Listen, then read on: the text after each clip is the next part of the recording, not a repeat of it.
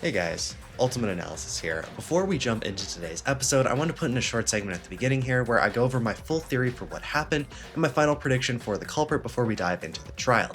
I wrote down my thoughts in advance to make sure I cover everything, so let's get into it. So starting with the beginning, the things I am pretty confident about.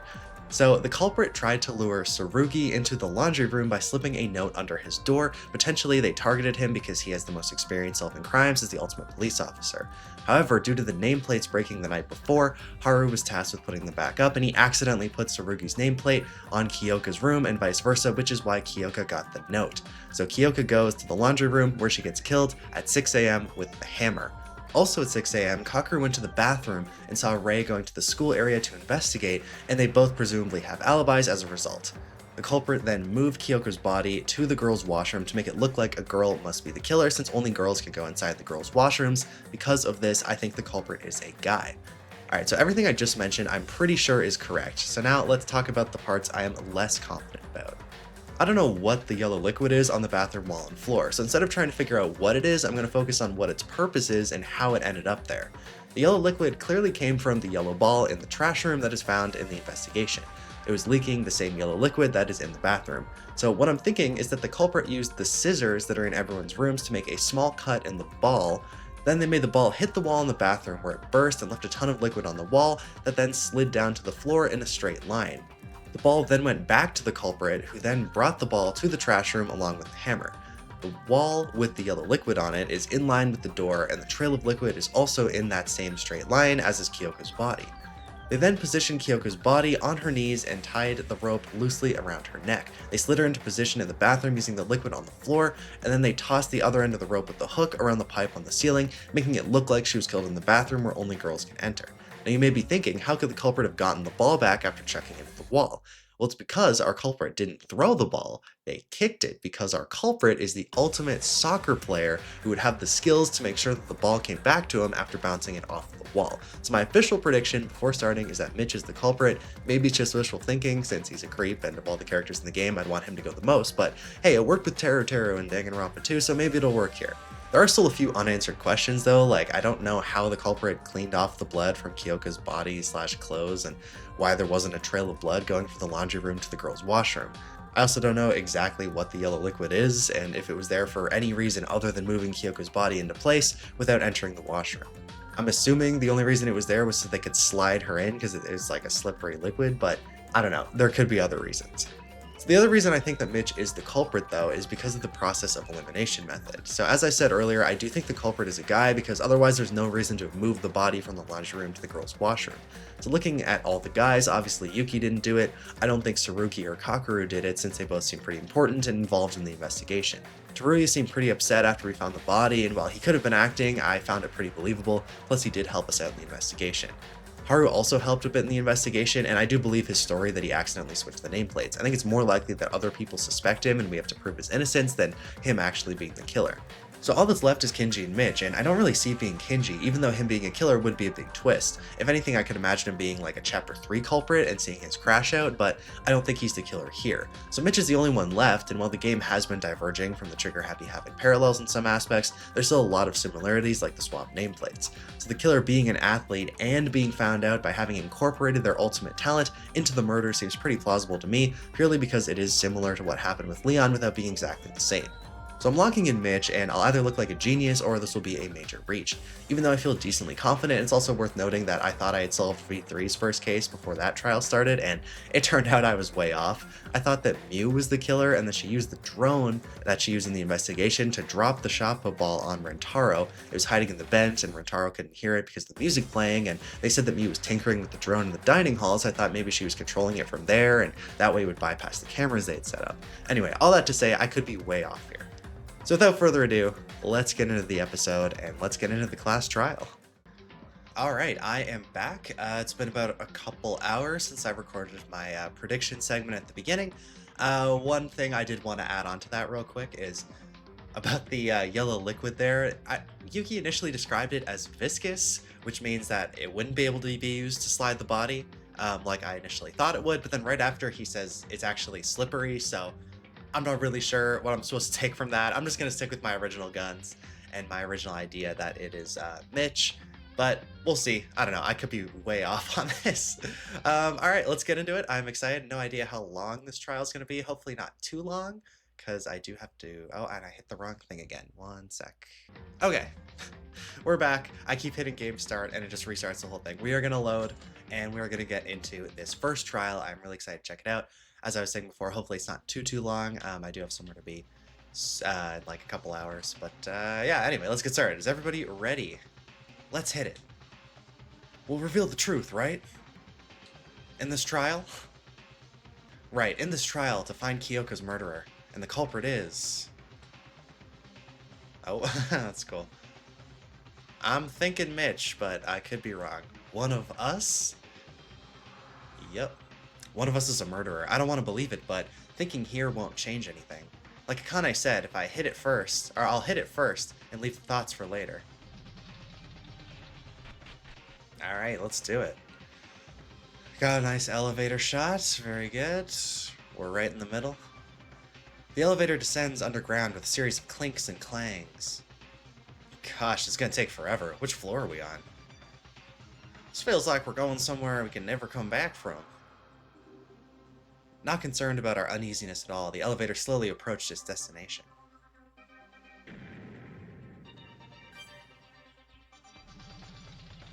Alright, let's do it. We're here. Let's see what the trial room looks like. Okay, very, very nice. Can't help but notice Monokuma's got 2 chairs up there. Finally, I was dying to see y'all. Well, what is this place? It looks so flashy. I set this special courtroom just for you guys. Isn't it sick? Other courtrooms would be nothing compared to this. What the hell are you speaking? You call this a court? You better be kidding. This is contempt of court. Well, enough talking. Let's get over this quick. Stand where your name is written. Alright, let's do it. Yeah, who is going to be sitting? Is that where the mastermind's going to sit? In the final trial in that chair beside Monokuma? We got the death portrait for Kyoka there. I almost said Hyoka. Is everyone ready? We shall begin in a moment. Behold, the class trial! A circular arrangement where we can see each other's faces directly. Despite Monokuma's mischievous, almost ridiculous attitude, there's a strange tension going around here. Who are we next to? We're next to Kanata and Kakaru. Yeah, they don't seem to be going boy-girl with it. Like, I think they do that in Danganronpa 2. I can't remember if they do that in all the games or not. Yep. Kyoka. She was a playful friend, and though somewhat lazy at times, she shined with positivity at every moment. When everyone else panicked at Monokuma's motive, she managed to cheer me up. Kyoka, she left our side too early. What would she have thought in her final moments? Why did she have to die?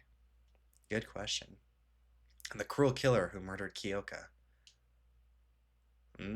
Yeah, that cold-blooded, heartless killer is hiding among us.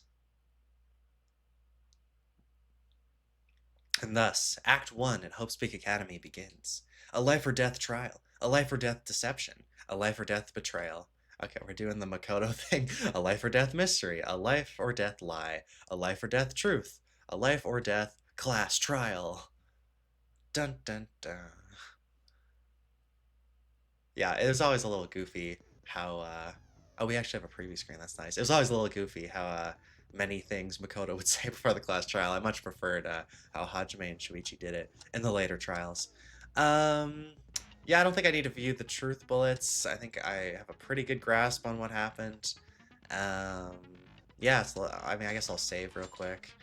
Yeah, alright. Let's start. I only got the same trial all rise screen. There we go.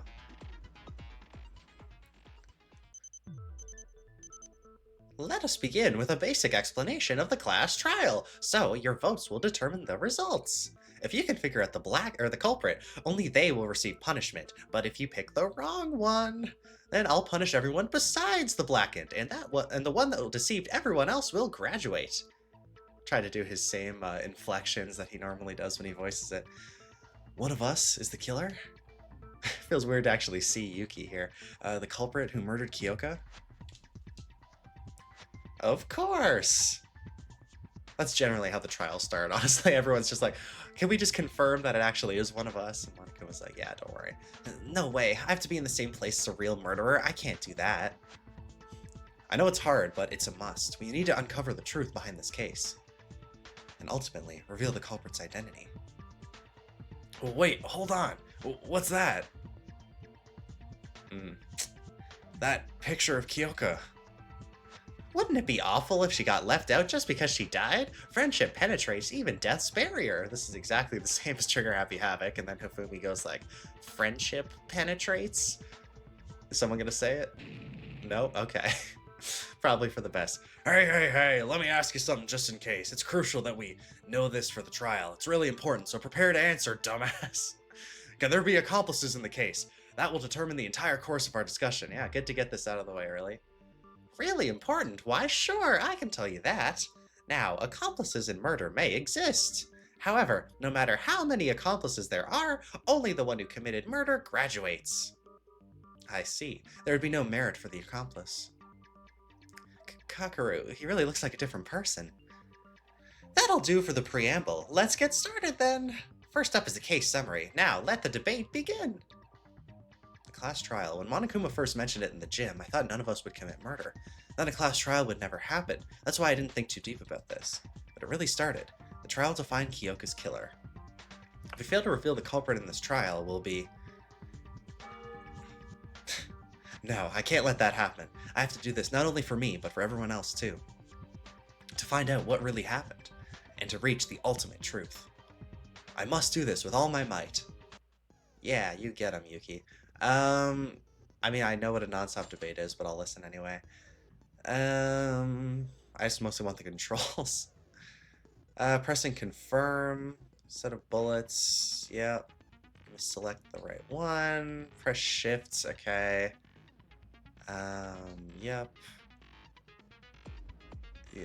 The arrow on the bottom right, you can skip lines. Alright, we'll see how this goes. Hopefully the controls aren't too hard. Make your argument. Monokuma file 1. I assume that's what we're using. Okay. Let's start with the basics. Kyoka Maki was the victim. It's just kind of moving around a lot. Like, the reticle's moving on its own, which is kind of weird. I don't know if it's supposed to do that. If that's like, I guess that's might be to make it harder. She's discovered in the girl's restroom, hanged by her neck. Who could have done such a terrible thing? Can't believe a real murder happened here. This is ridiculous. Oh yeah, she didn't die by choking. I'll see what the last one says. Certainly looks like a suicide at first sight. Yeah, but it's not. Okay, wasn't her cause of death? Yep, obviously. So we're just gonna fast forward here. How do I... Oh, there we go, okay. Did I miss? No, I got it. Okay, nice. Okay, pretty easy first one. Agility 75%. Oh, I get like... Oh, you get points. Interesting. Huh, I wonder if we can use those to like buy skills or something. That's wrong, Teruya. Kyoka didn't choke to death. She didn't choke to death? Then how do you explain the rope around her neck? The Monokuma file. Didn't you read it? It clearly states Kyoka's cause of death. Come on, guys, get it together here. Look, it says here. The victim is Kyoka Maki. The estimated time of death is around 6 a.m. The body was discovered hanging in the girls' restroom of the student dormitory. Cause of death is a contusion to the occiput, I think. There seems to have been excessive blood loss from the wound. See, according to the file, Kyoka didn't die due to choking. The real cause of death is the contusion on her occiput, the back of her head. Yeah, but can we really trust that thing? I don't know if I can really trust something from that old jerk Monokuma. Well, Kanata confirmed it. What? Are you questioning my credibility? Oh, kids these days. They just love to judge a file by its cover. Listen, I do not tell any lies regarding the trial. I believe in fair trial more than anyone else.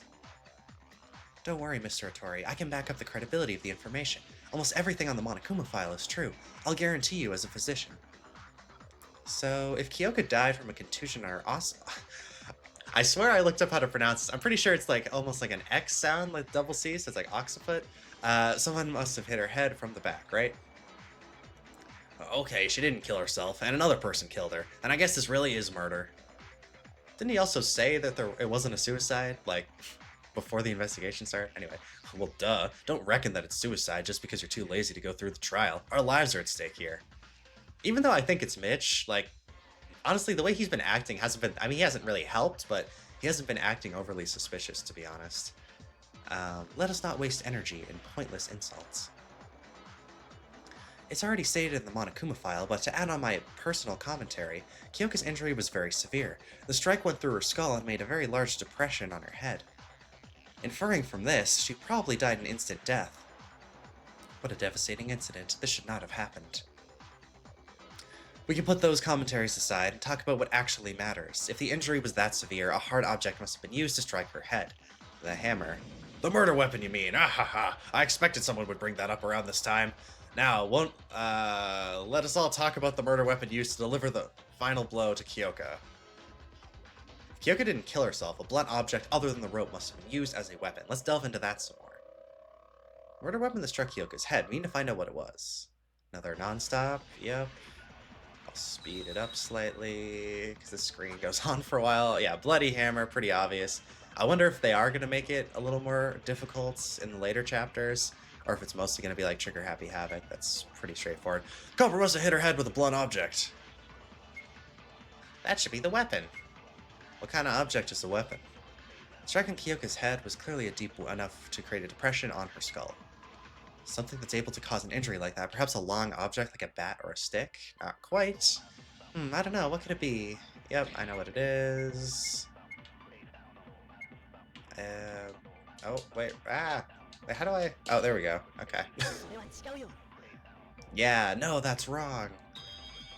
Get him, Yuki.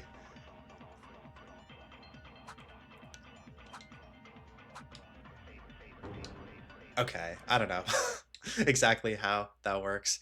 I guess if there's agility points, I should probably try to do it on the first go and not just see what everybody says. Yeah, anyway, we'll see. Yame, that can't be right. In fact, I discovered this from the dormitory's garbage dump. Is that... It's a hammer, a small one you can easily hold with one hand. Is that what the culprit used to attack Kyoka? It apparently has blood on it, so it must be the weapon. The fact that it was found at the garbage dump indicates the culprit attempted to get rid of it.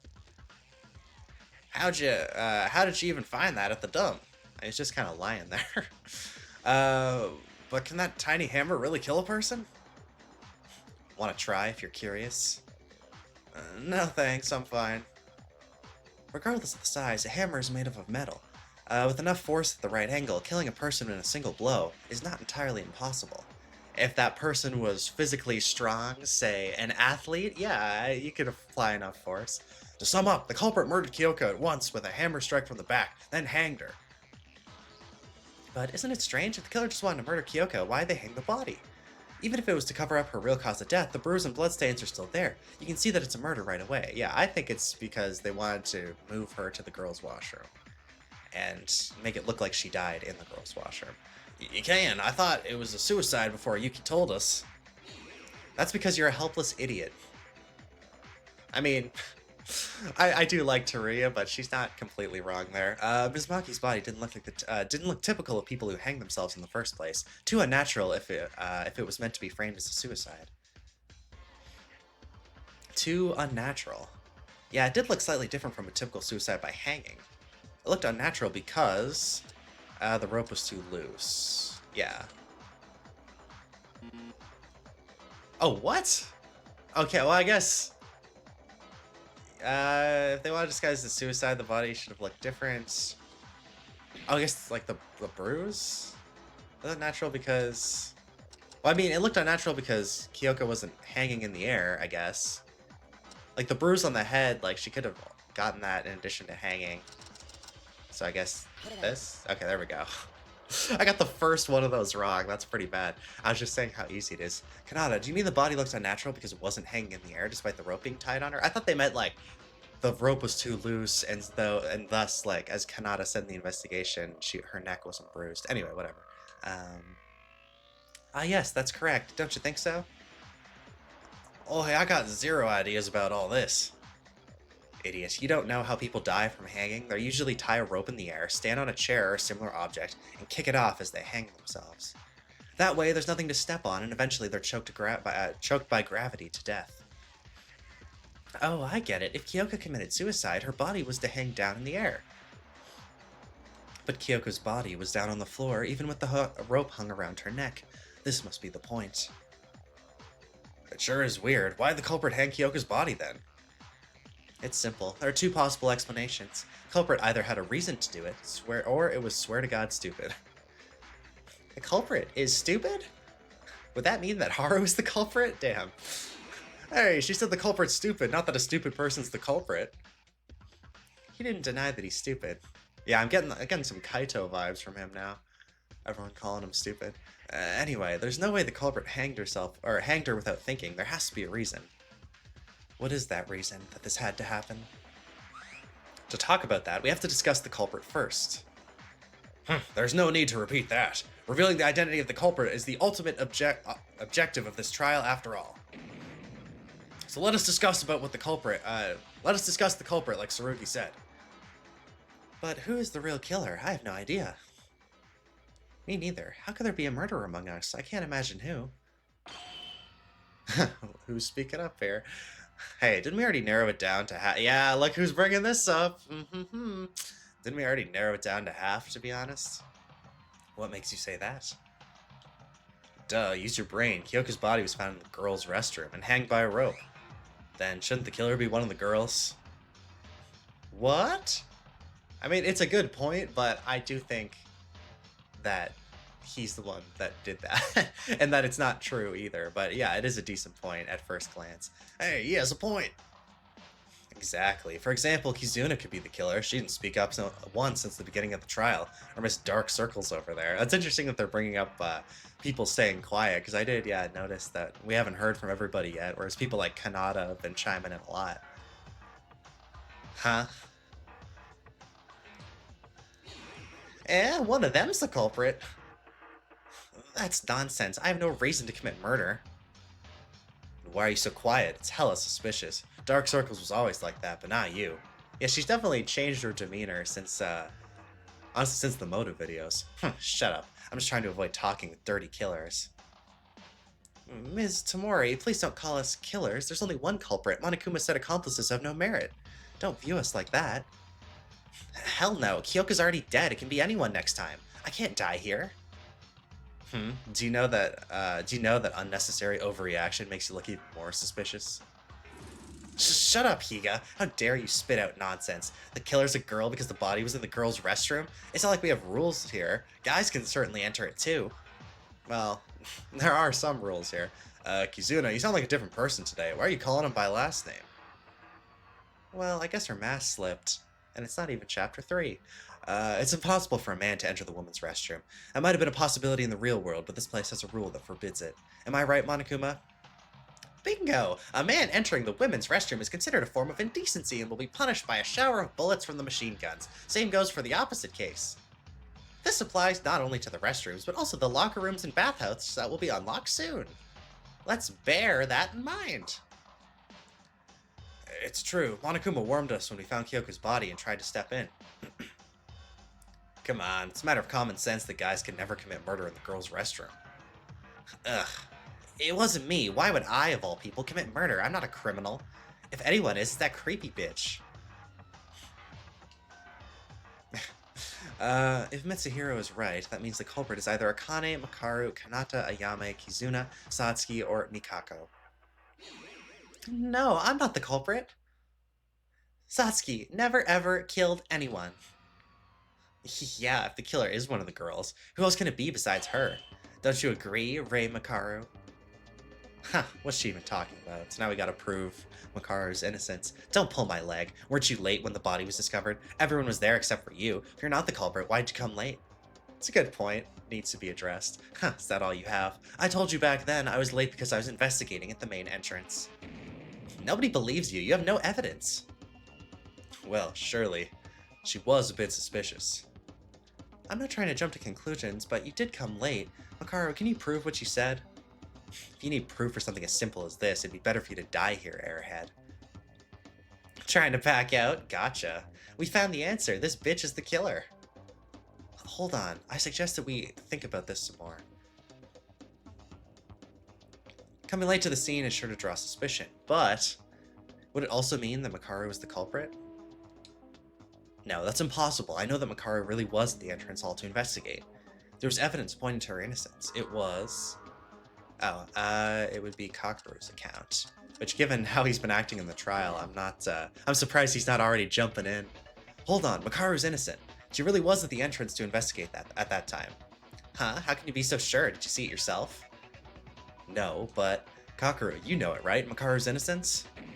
Ah ha ha ha! Well, you said it, Yuki. Listen up, fellas. Rei Makaru is innocent. I, Kakeru Yamaguchi, am the witness. Mr. Yamaguchi, is there something you know about this? I woke up around 6 a.m. with an urge to go to the restroom. He's gonna turn into Nekamaru and start talking about how he needs to shit. As I was headed there, I encountered Makaru. She said she was going to investigate the school wing and walked away. The next time I saw her was after the murder occurred. Which means Makaru is innocent. Did you get what he's saying? Satsuki sees the logic, but can't understand a thing because of all that shouting. Basically, he saw Makaru headed to the school in the morning, which proves Makaru's claim. Wait, but the body discovery announcement was at 8. There's 2 hours in between the time you guys saw her and the murder. 2 whole hours. Well, she wasn't killed when the body was discovered. How does that prove her innocence? Izuna, think about the time again. It's true that Makaru didn't show up until after we found the body, but Kyoka's estimated time of death was 6 a.m. In other words, it's impossible for Makaru to have murdered Kyoka since she went to the school wing at 6. Sure, she could have turned back as soon as Kakeru went back into his room, but there wouldn't be enough time to hang Kyoka's body or throw away the hammer. I mean, I feel like it maybe could be her because the hammer thing and hanging the body, like that all happened, I'm assuming, after Kyoka was killed. So because it was after, like her time of death, she could have been killed like right after Kakeru went back to his room. Like Makaru could have like killed her super fast, and then that's the time of death, and then done all the other stuff after. But it seems unlikely, and it seems I doubt that's the case. But there might be a little bit of wiggle room there. This is the reason why I'm saying Makaru's innocent. Oh, that's cool. We got some rebuttal showdowns here already. That's nice. I like that. Wrong. It's not enough to say she's innocent. Why? We even have a witness, Kakeru. No, there's a hole in your argument. I'm sorry, you, but you have to. But I've got to make this rebuttal. It's the first time she's called us you since the motive videos. That's the only way to make that Four Eyes admit her crime and end the stupid trial. Okay. Rebuttal showdown. Yeah. Yes, I know what it means. You have to slash it. You can refute it by pressing shifts. You can switch to truth base with the okay. Yeah, it has to be yellow text. Pressing confirm will slash arguments in the order they were said. Honestly, even the original rebuttal showdown was pretty infamous for being hard to do for the first time. Like, they didn't explain it very well with the controls. If you have 0 focus and fail to strike down on white text. Okay. Alright, well, let's hope I can figure this out. Yeah, it's nice that there's only one truth blade here. Okay, so I guess shift is like the A button here. But who said you had to murder someone right in front of that person? Oh, wait, I missed. Could have killed her remotely. Okay, what's happening? Oh, I advanced anyway, okay. Kill her remotely? How? Kyoko was murdered by a hammer. How is it possible to kill Kyoko with a hammer when she was talking with Kakeru? It's more than possible. They could have tied the rope around Kyoko's neck in advance and knock her out or something. I didn't even read what that said. I guess I'm supposed to use the clean body on that because setting up a trap to kill then activating it from a remote place, would that be possible? So the body was clean. Even if it were possible, looking at her body told me that wasn't the case. The murderer had to be close to her. I just have to tell Kizuna why.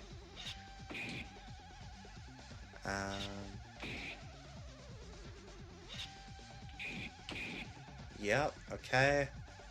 And... oh, did I get it? Okay, I got it. Okay. Yeah, I'm still not 100% certain on the controls, but yeah, I figured it out. Alright, I'll take that. I have no idea if that score is good or not. Kizuna, it's impossible to kill Kyoko remotely. So I guess that was her argument, which is fair enough. Although, given that it was with a hammer, probably not. How come? I told you. Well, technically it's possible, but it's not the answer for this case. It's because her body was too clean. The body was too clean? Remember how Kyoko's body looked? Yeah, there wasn't any blood on the body, just the back of her head. Kyoko's head did have a large bruise and was all sticky with blood, but that was it. The blood under her hair didn't even flow very far. Her clothes were clean too. Isn't it strange? A bruise that's severe enough to create a dent on her head and not a single drop of blood got on her clothes? There's only one reason for this. The killer wiped off the blood at the same time Kyoko died? Yes, I agree with Yuki. I was wondering the same thing while I examined the body. But can you stop bleeding from a wound that big just by wiping it a few times? My nosebleeds never stopped that easily when I tried to wipe them off. It doesn't take long for blood to coagulate in room temperature. A nosebleed is an injury from inside the nose, but Ms. Maki's bruise was directly exposed to the air. About 5 minutes of pressure would have been enough to stop her bleeding. And Ms. Maki likely died an instant death, so the actual moment of the bleeding might not have been much due to the lack of circulation. That's, yeah, very similar to what Mikon said in case 3, even though she was the culprit at that point. Yeah, I'm liking what Kanada's bringing to the table so far. Definitely is going to be up there, maybe even like top 3 in terms of the usefulness rankings. But if the culprit wiped it off as soon as Kyoko died... Right, if the culprit killed Kyoko remotely from a distance like Kizuna suggested, Kyoko's body would be covered with blood by the time they go to wipe it off. Also, they'd have to risk the blood getting on her clothes when there's no way to wash it off. What do you think, Kizuna? Anything left for you to say? Ugh. Why? Yeah, so they talked about, they just said that they had to risk it getting on her clothes if they did it remotely. And then they couldn't have gotten it off from her clothes. But it still wasn't on her clothes, so I guess like right after they hit her in the back of the head, they were able to like stop the bleeding. Stop it from getting on her clothes, I guess. Yeah, I don't know. We'll see. Why? Why are you siding with Four Eyes? I wasn't really siding with Makaru. True. Why would you still stand up for me in the first place? I don't care what you think of me, but don't use it to justify framing someone else in a trial. If we choose the wrong person based off of your petty emotions, everyone here is going to die. Do you still not understand the rule of this place? Fine, do whatever you want. Yes, then is Makaru fully proven innocent? Is everyone clear on that? Why are we suddenly talking about Makaru, though? If I remember correctly, she faced our suspicion after Mitsuhiro said the killer was among the girls. Makaru, we apologize for suspecting you.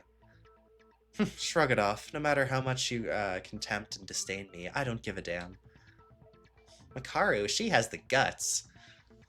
Then we can safely assume that Makaru and Kakeru have an alibi. Well, we already crossed out Kakeru. Didn't you say the killer is a girl? Hold on, even if Four Eyes is innocent, I'm not gonna take that. The killer cannot be a girl.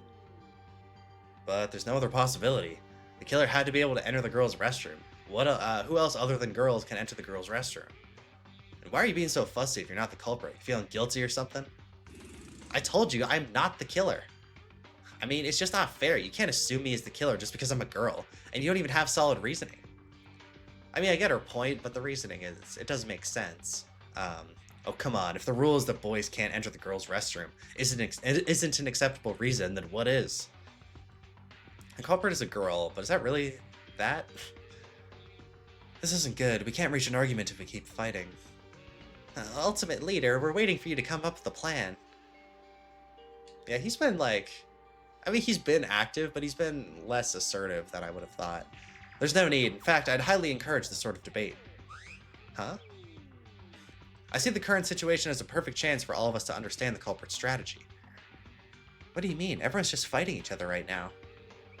Think about why you were led to believe that the culprit is a woman. If you can figure that out, you'll be able to reach the answer from there on. Why did we come to think that the culprit is a girl? I mean, Mitch brought it up, but the rule that Monokuma put into place is the main reason. But yeah, Mitch was the one who brought it up. The body was in the girl's restroom for sure. Then is the culprit a girl, just like Mitch said? I think we're still missing something critical. I have to point that out. Yeah, that she wasn't killed in the girl's restroom. Oh, we got 2 now. Okay, torn note, laundry room bloodstain is obviously the answer. I gotta figure out how to switch truth bullets. Oh, there we go. Okay, laundry room bloodstain. I haven't been reading what they were saying, but yeah, she's not having it. It does sound convincing. The body was, yeah, it was discovered there. That's true. I mean, you can't say that for sure. You can say that you didn't. Well, the body was found in the women's restroom. We must consider that Kyoko's murder hanging occurred separately. That's true. Oh, it's sideways. Yeah, he says it happened in the restroom. It's probably this. Yeah, they did not do that.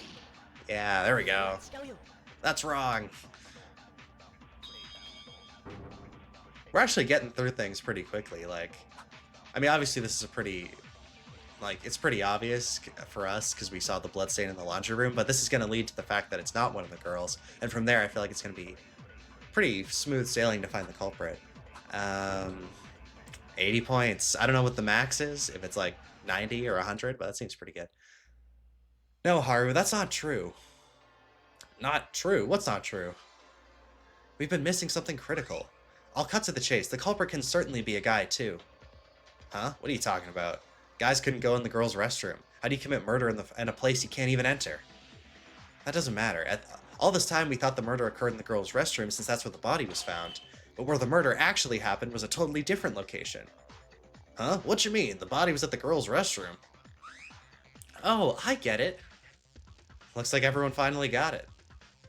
That reminds me, the Monokuma file only saved where the body was discovered, not the place where the actual murder occurred. A critical point indeed. We weren't paying attention to the real deal while being distracted by superficial things. You should have seen it at your first glance. I mean, yeah, literally all it would take was entering the laundry room, and it's pretty easy to figure it out from there. Wait, hold on. If Kyoko wasn't murdered in the girl's restroom, if the culprit killed her in another place and then moved the body to the restroom, those could all have been done by someone who's not a girl. Come to think of it, Kyoko's body was quite close to the restroom entrance. Then Kyoko was murdered somewhere else?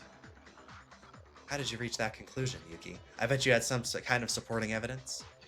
Yeah, in fact, I found a puddle of blood in the laundry room. The laundry room? That place sounds so irrelevant.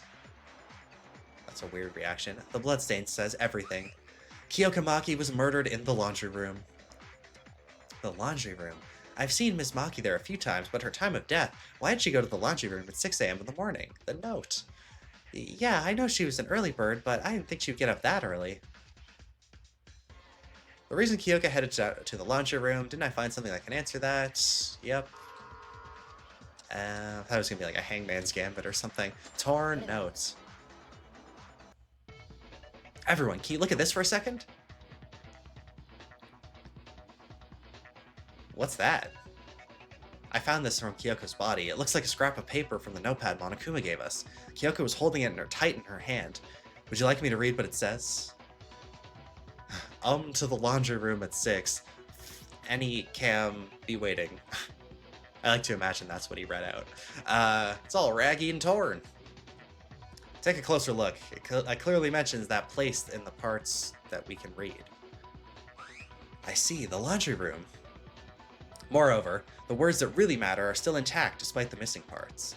Yeah, I know, I wonder if the missing parts are going to be relevant, or if like the whole point of the note is just that's why she was in the laundry room. When the parts that are left, I think the full message was, oh, so come to the laundry room at 6. There aren't any cameras there, so I'll be waiting. Okay. There aren't any oh, I didn't actually know that. Huh, why aren't there any cameras in the laundry room? That's weird. Something like that. That was so sick, Saruki. You completed the note just from its parts. It's my speculation, so I can't assure that it's completely identical to the original sentence, but it should be the same overall. Is it ripped because the culprit tried to pull it out by force? I believe so. Maybe the culprit wasn't able to remove the whole paper from Ms. Maki's hand due to rigor mortis. And that means Kyoka got the note from someone and went to the laundry room at the designated time without knowing what's about to happen. Shoot, why would anyone use these kind of cheap tricks? Huh? Satsuki's confused on the part that says there aren't any cameras. Yeah, good point, Satsuki. Perhaps it was intended to make the note look like some sort of secret talk? Nope, that's not what Satsuki meant. Are there really no cameras in the laundry room? I mean, Monokuma said he saw what happened, but he could have just assumed. Oh, okay, there is. Whoa, what a surprise, you can talk! Between the ventilator and the clothesline. Yes, I saw it too. The culprit just wrote down meaningless nonsense as bait. Kyoka, just why? I apologize for the untimely interruption, but may I speak for a moment? Kinji, what is it? Kyoka was murdered in the laundry room, although we can now be certain about this statement. Is it not too early to conclude that a man could be the culprit as well? He's gonna say, like, how would they have set up the body in the bathroom? Because they still would have had to go in, and then we're gonna have to delve into how they were able to do it without actually going in the bathroom. Which is a good point by him. While it is possible for a man to commit murder in the laundry room and carry the body to the restroom, recall the fact that Kyoka was not merely lying on the restroom floor. She was hanged by a rope attached to the ceiling. Have we forgotten this already? Oh, you're right. The murder could have been somewhere else, but you'll have to enter the restroom to connect a rope to the ceiling. Huh. Yeah, interesting reaction from him. I mean, he did seem somewhat surprised, but he was also kind of like adding validity to what Kinji was saying, which makes him look better if he was the culprit. So the culprit really is a girl then. What? Are we back to where we started? Seriously? Guys, you want to think the culprit is a girl that bad? No, but Kinji's not wrong. It's impossible to tie a rope. Oh yeah, you have to look at how it was tied. Tie a rope to a pipe inside the restroom, unless you are inside as well. See, the killer is one of the girls.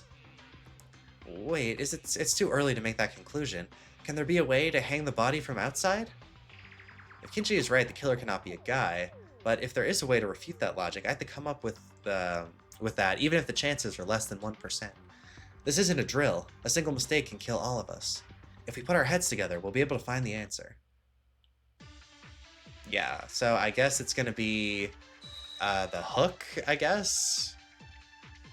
Whatever Mikako told us. Yeah, it's gonna be the hook, I think, yeah. Okay,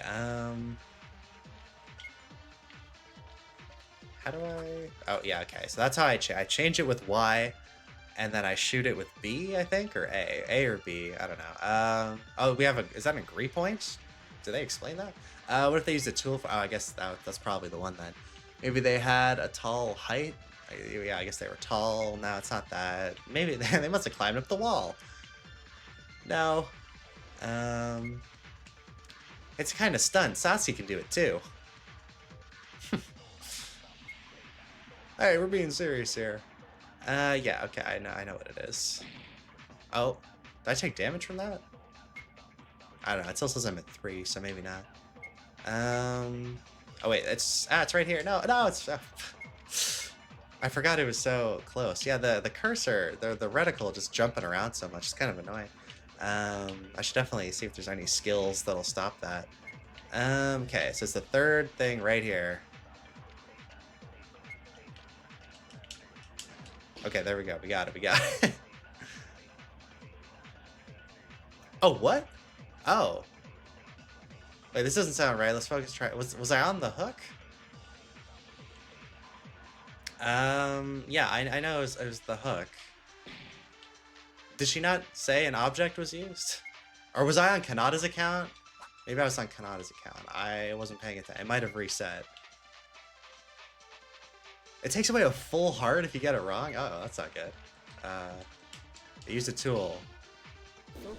Oh, okay. I thought I was already on hook. I guess after you cycle through, it resets back to what you're already on.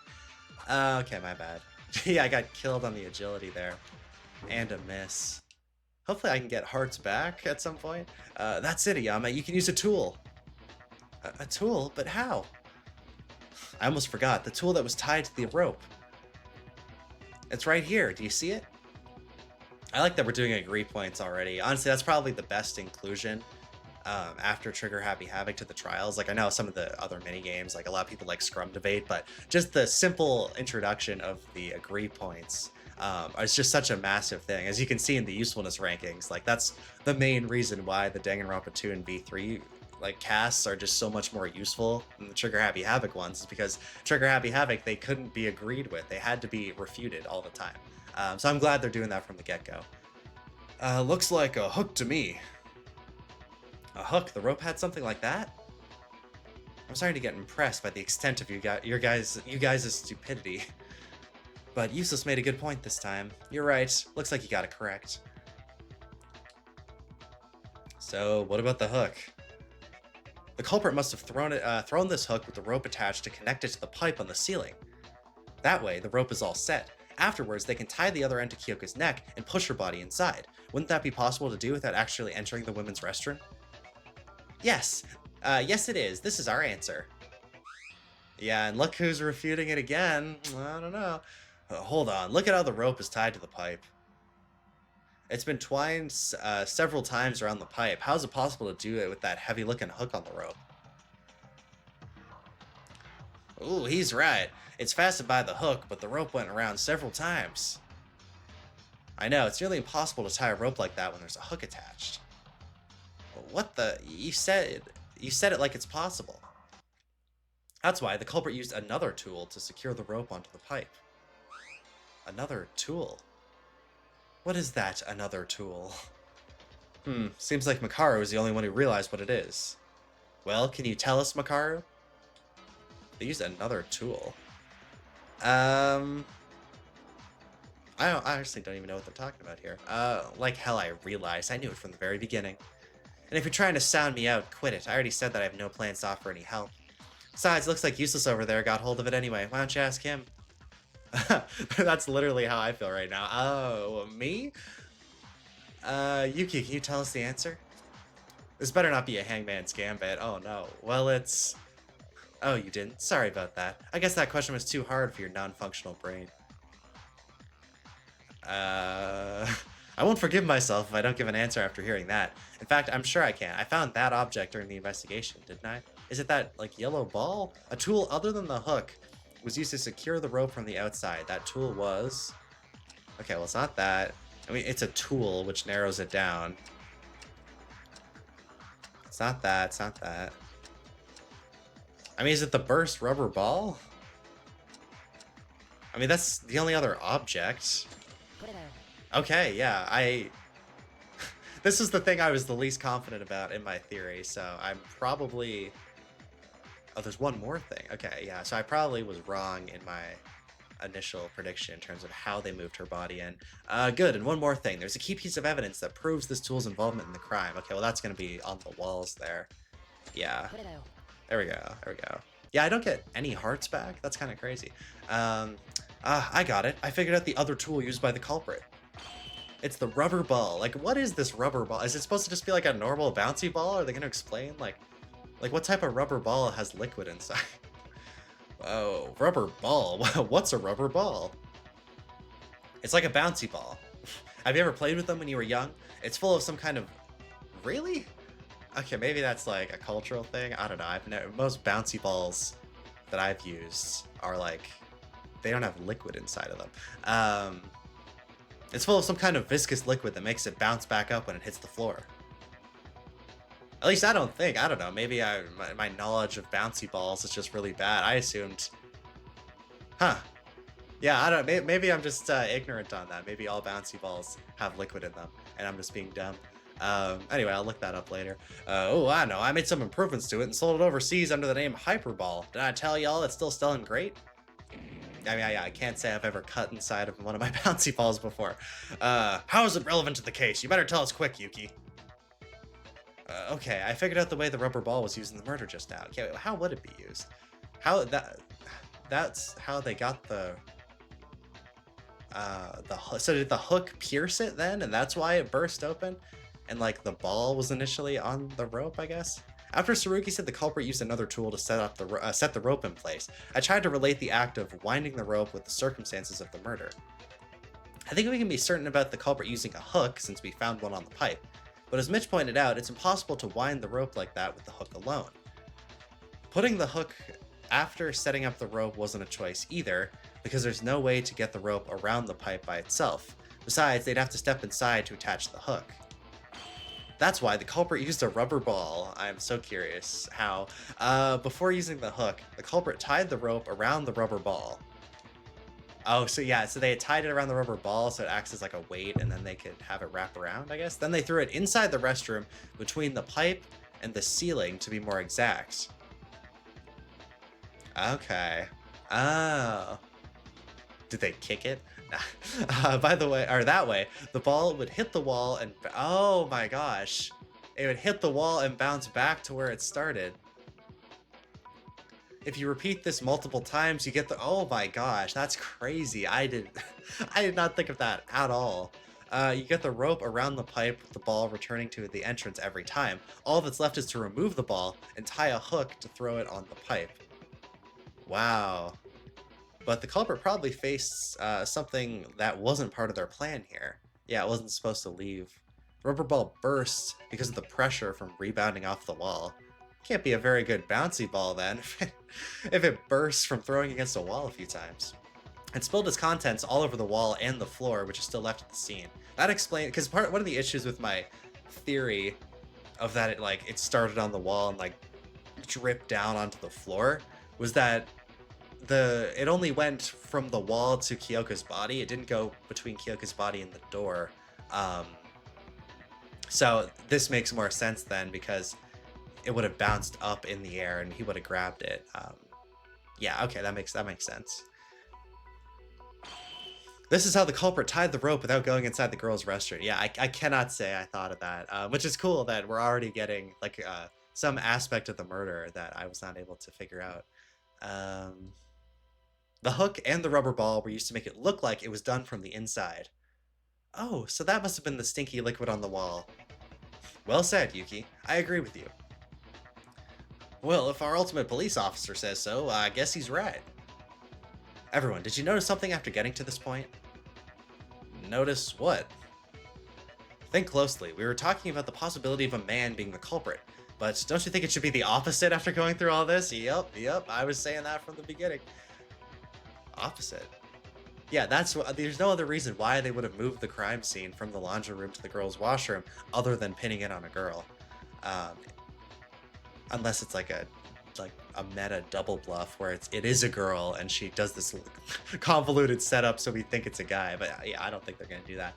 My explanation involving the hook and the ball, it was to prove that it's possible for a guy to be the culprit, but if the opposite of that is true, that means the culprit is a man. Yeah, the culprit's Monokuma. That's right. We were going in the opposite direction ever since. Opposite direction? What are you talking about? We thought that the culprit was a girl, so we thought of a way to hang Kyoko from outside the restroom based on the assumption, what if a guy could be the culprit as well? Turns out that wasn't the case. It's very unlikely that the culprit is among the girls. The killer is definitely a man. What? It wasn't me. Hey, how so? Why is it suddenly like that? Think about what we just went through. The culprit undoubtedly used the hook and rubber ball to connect the rope to the ceiling. Now, suppose the culprit was a woman. Would there be a reason for her to use such complicated measures when she could have simply stepped inside and tied the rope directly? That makes sense. It looks like the culprit had to do it without going inside the restroom. Furthermore, even if the culprit was a woman and had to use the hook or rubber ball for some reason, they would have been able to clean the stain on the wall after. That's a good point. Yeah, that pretty much confirms it. Right, as I mentioned before, the culprit probably didn't expect the rubber ball to burst. To clean up the liquid off the wall, they needed to get inside the restroom. But they couldn't, because guys can't enter the girls' restroom. I can't say it with absolute certainty, but it's the most reasonable explanation I can think of. There would be no reason for the culprit to intentionally leave traces in the murder scene. Just like how Leon left a bunch of stuff in the trash room because he couldn't get inside. I mean, the liquid stain on the wall was a big hint for figuring out how the ball was used by the culprit. Aha! That automatically gives us girls an alibi, right? Plus, even better, Yuki, Teruya, Haruhiko, Mitsuhiro, Tsurugi, Kinji, and Kakeru. We know it's gotta be one of them. Hold on. What if the culprit was a woman and tried to make us think this way all along? I mean, that's possible. It would be really elaborate, but I highly doubt it. Exactly, yeah. The reason the culprit hanged Hyoka in the first place was to make us think that a woman did it. Yep. Ho-ho, so it had nothing to do with disguising it as a suicide from the start. Indeed, everything was to lead us to thinking that a woman was the culprit. In other words, the culprit wanted us to think that way, so they wouldn't become a suspect. And that all because the culprit himself was a man. Everything's changed. Everything's connected now.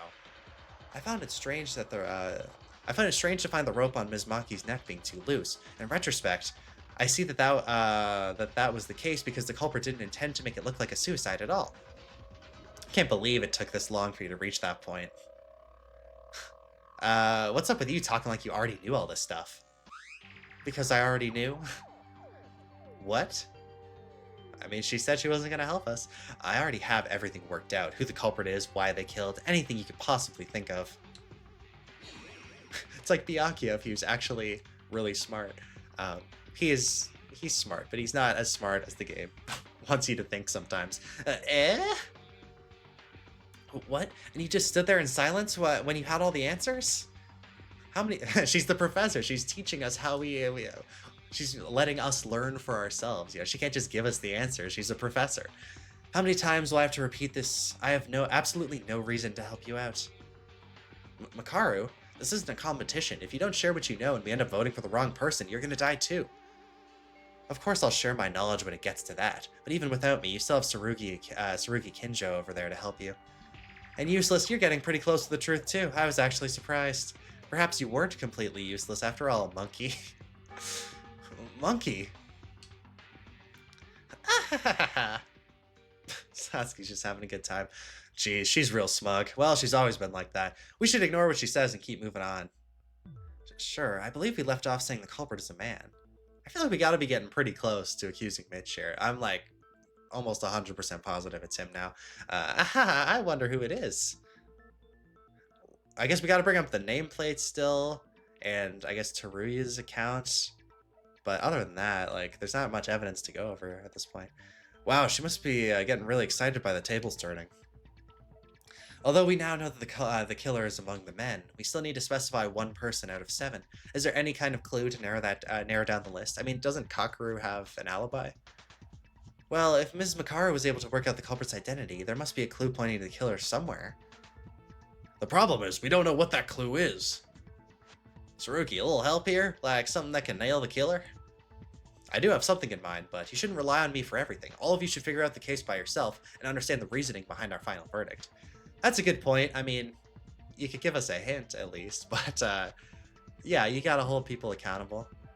And as Kyoko was telling the Makoto in the first trial, if you come to the conclusion yourself, it's more believable. You're able to accept it more easily if you come to it yourself, as opposed to if someone just tells you.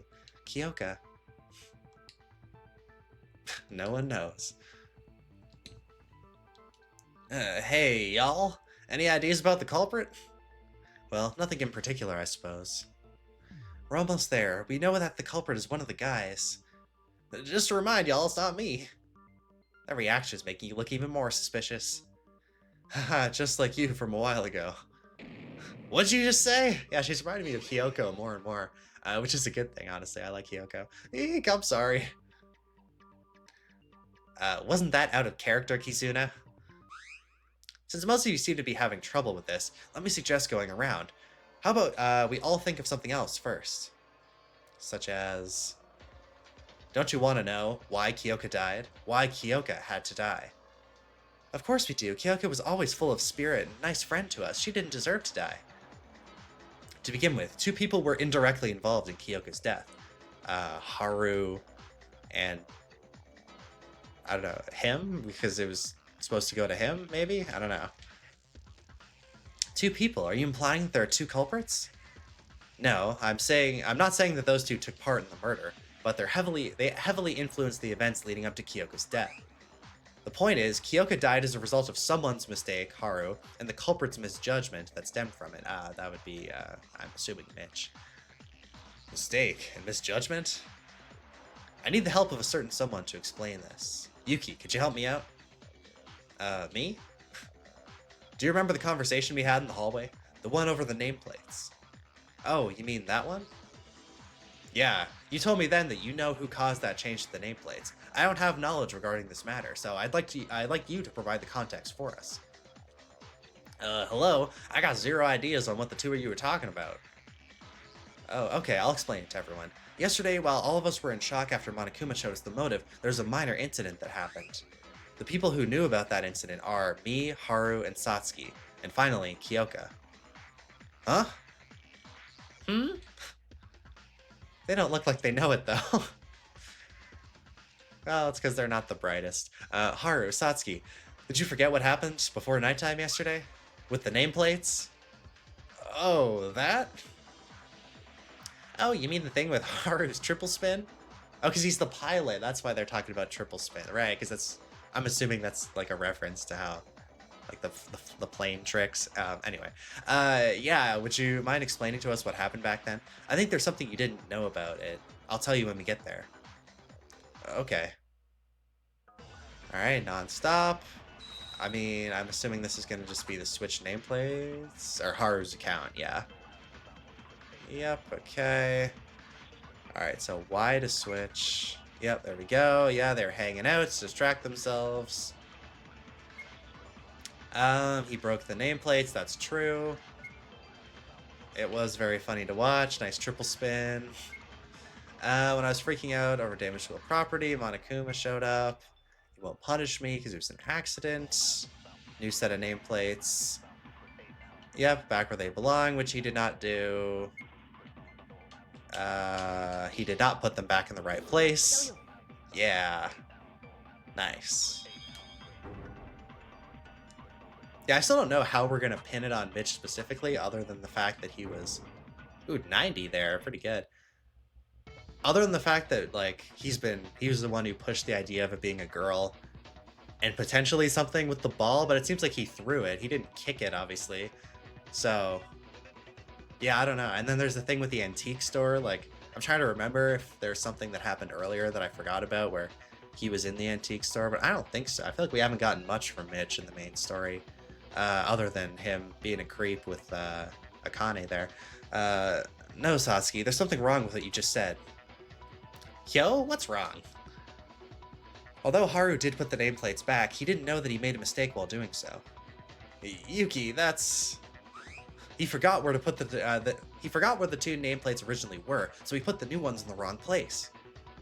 What? He forgot about something that was right in front of him seconds ago? It's not that unthinkable.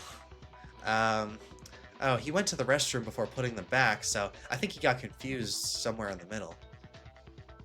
Okay, I get how much of an idiot Haruhiko is. How is that related to Kyoko's murder? That would be because of the two nameplates Haruhiko had to replace belonged to Tsurugi Kinjo and Kyoka Maki. Right, Yuki? Yeah, right. Kyoka's room was next to mine, and Tsurugi's was next to hers. But because Haru thought it was the other way around, the nameplates on their doors were switched. Mr. Kobishikawa, was it your intent to do so? Anyway, Haru, shouldn't you already know? We talked about the nameplates being switched when we were investigating. Good point. Well, I did, but I just want to avoid unnecessary suspicion.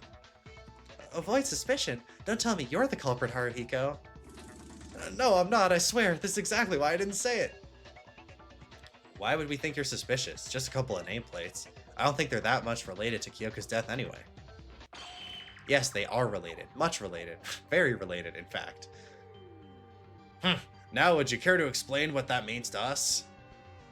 I said earlier that two people were connected to the murder. One of them is Haruhiko for switching the nameplates, and the other person is... me. Yeah, so he's talking about himself, because he was supposed to get the note. Mr. Kinjo, do you have an indirect connection with the murder of Ms. Maki? May I ask you to elaborate on that?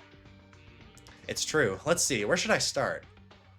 How about we all get a grasp of the culprit's intention first? If things went as well as the culprit originally planned, the person to have a portrait here would have been me. That statement sounds somewhat far-fetched. How come you were to die instead of Kyoka? Because the note was supposed to go to him. Do you remember the Tower note that Yuki read to us for a while ago? I was able to comprehend I was able to comprehend what the culprit was aiming for after seeing that note. Kyoka got that note from the culprit and headed to the laundry room at the designated time. There, she was assaulted and murdered by the culprit. Everyone's clear on this, right?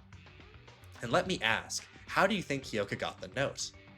How she got the note? Well, maybe one of us casually handed it over to her. Kyoka wouldn't have known that the person who gave the note would...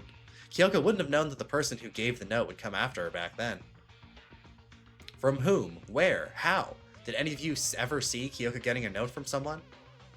Yeah, it's like, if you did it in person, why would you give them a note anyway? It doesn't make sense. No, besides, there wasn't any time for that.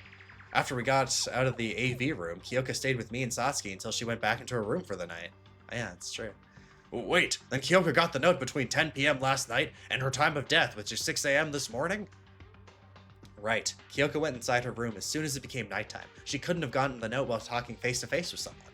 And that leaves us with only one possibility. She got the note while she was inside her room. But you can't go into someone else's room unless you got the key or the owner's permission.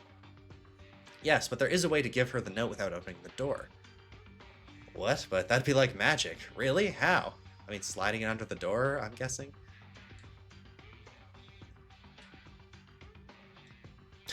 Something that a clever kid could think of. Oh, is this Hangman's Gambit? Oh, okay. Like under the door? Is that what it's gonna be? Yep. Okay. They'll move around randomly. If there are multiple blank spaces, you must fill in the leftmost space first. Okay. Okay. Okay. Let's see if they can top any of the Hangman's Gambits in the main series. Because honestly, I mean, V3's is the best, but even that's not the best. What the hell is this? P? G? I mean, there's a lot of P's, so is it...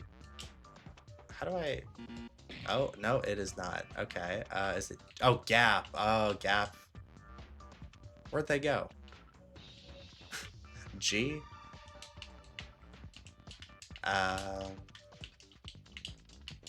What? How do you... Oh, there we go. Okay, G-A, yeah, it's P. Why is it not letting me... I thought I pressed A last time. Okay, there we go. I feel like... I don't know, it wasn't reading all my inputs or something. Anyway, yeah, that was pretty easy. Gap in the door. I mean, that seems like the Trigger Happy Havoc Hangman's Gambit, which is fine. It's better than the Danganronpa 2 one. That's it, the gap. Even when a door is fully closed, there's a gap between the bottom of the door and the threshold that's... And the floor that's large enough to slip a note through. So, after nighttime, the culprit left the note inside Ms. Maki's room through that gap? Right. There would be no one out in the hallway after nighttime, and Kyoka would still be awake. Adding a message like, "Don't exit your room" to keep Monokuma from noticing would have easily dealt with the chance of Kyoka seeing the note and coming in and opening the door. Yeah, sure, I guess. That way, the sender won't have to reveal himself. I mean, you could have just slipped it in and then, like, booked it out of there or something. The sender won't have to reveal himself while still getting the message across. This inequality of information between the culprit and Kyoka made her more vulnerable to deception. You know, it was pretty bold of him to do that. What if Kyoka didn't show up or brought other people with her? The note probably requested her to come alone and prevent such occurrences, likely coupled with a reason she won't be able to ignore. From the fact it mentioned the absence of cameras, it must have been something Monokuma shouldn't know about. A way out, for instance. Would any of you refuse to go if someone offers to tell you a way to escape? Well, I'd... go, yes. Well, yeah, hopefully after this, everyone will learn their lesson and not follow the orders of strange notes. That request to meet in the middle of the night. True, I would have gone as well. Okay, the culprit sneaked the note into her room. I get that, but how exactly is it you and Haru's fault? Think closely. Most people here didn't know about Haruhiko switching the nameplates until it was said in the trial or noticed it after the murder occurred. Which means, at the time of the murder, the culprit was unaware of that fact either. Ah, oh. I see. For that reason, you considered yourself and Haruhiko to be at fault. For those of you who haven't got it yet, we're saying that the culprit killed Kyoka because of a confusion. Confusion? What? So it ties back to what Tsurugi said earlier. Right, I think I know now. The indirect influence Haru had over Kyoko's death. Haru switched the nameplates by mistake, and the culprit slipped the note inside the room without knowing they were switched. Then the culprit's intended target was Tsurugi. Yeah. That's right, the culprit never intended to murder Kyoka. The real person he wanted to kill was Tsurugi. That makes sense. The killer saw Tsurugi's nameplate on the door and left the note there, but the room was actually Kyoka's. Does that mean Tsurugi would have died if Haruhiko didn't switch the nameplates? Yes. I mean, he also claims that he knew that there were surveillance cameras in the laundry room, so maybe he wouldn't have gone. That's why I said Haruhiko and I indirectly caused Kyoka's death. Kyoka, it's all because I was an idiot. It's all because I was dumb enough to mix up those stupid nameplates. It'll be interesting to see if he sort of carries that guilt with him for the rest of the game. Calm down, Haruhiko. It's not your fault. Even if you put the nameplates correctly, Tsurugi would have been in danger. I'm a policeman. It's my duty to ensure everyone's safety. Yet I was careless enough to let Kyoka die. I should have died rather than failing in my duty like this. Yeah, a lot of people with heavy burdens to take into Chapter 2 here. Please don't say that. Every person's life must be treated with extreme regard. That is why I cannot forgive the culprit. Not that murderers ever deserve forgiveness, but him killing one of our close friends was absolutely unforgivable. Yeah, I feel the same way too, but how am I supposed to take that one of us is that cruel, cold-blooded killer? So? What do you mean by so? Can't you think now's the time to say it, you know, the identity of the culprit? The culprit? Didn't you solve everything you need to? I think so. The fact that the culprit is a man, the way he hanged the body without entering the restroom, how and why he called Kyoka Maki and killed her. Isn't the culprit fairly obvious at this point? Well, we did figure out most of the major details. I don't believe we ever brought up that matter before. Geez, you guys still don't know? How long are you gonna keep making me wait here? I think my legs are starting to hurt. She sounds like Nagito in like Chapter 4 when he's like, geez, get it together. Aren't you guys the symbols of hope? Yeah, she sounds just like him. She's just like pissed off. How about you say it yourself if you know so much? Huh, why should I? If there's people like Tsurugi Kinjo out there anyway. Tsurugi, do you know who the culprit is? Yes, I do. Actually, I already knew who it was well before the trial started. Woohoo, that's our ultimate police! But what I thought back was more like an educated guess. Now that I've went through these discussions in the trial, I'm confident with what I've got. Yeah, me too, honestly. It was more of an educated guess before, but yeah, now I think I pretty much got it. Man, that's epic. How'd you know? I still don't have a clue. I'll try to make it easy for everyone to understand. So, let's go back to when we were talking about the hook and the rubber ball. You all know how the culprit used them, right? Of course, the culprit tied the rope to the rubber ball, sent it around the pipe a few times, and then threw the hook on to secure the rope. It was all to make it seem like it was done from the inside. The rubber ball was the decisive factor in my deduction of the culprit. Do you remember Yuki explaining earlier that the rubber ball burst because it couldn't overcome the pressure? It was probably due to the accumulated damage from repeated collisions on the wall. And here's the question, how much pressure do you think is needed to pop a rubber ball? Yeah, I guess that's true when I said it was a pretty weak rubber ball, but I guess if the person was strong enough, then could have done it, or if they were familiar enough with kicking balls. Well, it depends on what kind you're talking about, but probably a lot? Yup, I'll tell you something that pops too easily will be worthless as a bouncy ball. Right, normal levels of pressure can't leave a single scratch on it, much less make it burst. But the rubber ball still bursts, just by bouncing it off the wall a few times. That's kind of strange. Was the rubber ball old? When I saw the rubber ball, it was still glossy and shining all over despite its condition. Dare I say it was brand new. I'm not done yet. Though I didn't place emphasis on this earlier, think about it. Yeah, well, I thought he was going to say, why did we think the culprit was a girl in the first place? Because he brought it up. Would it be easy to make a ball go over the pipe through the little space between it and the ceiling, bounce off the wall, and roll back towards the entrance?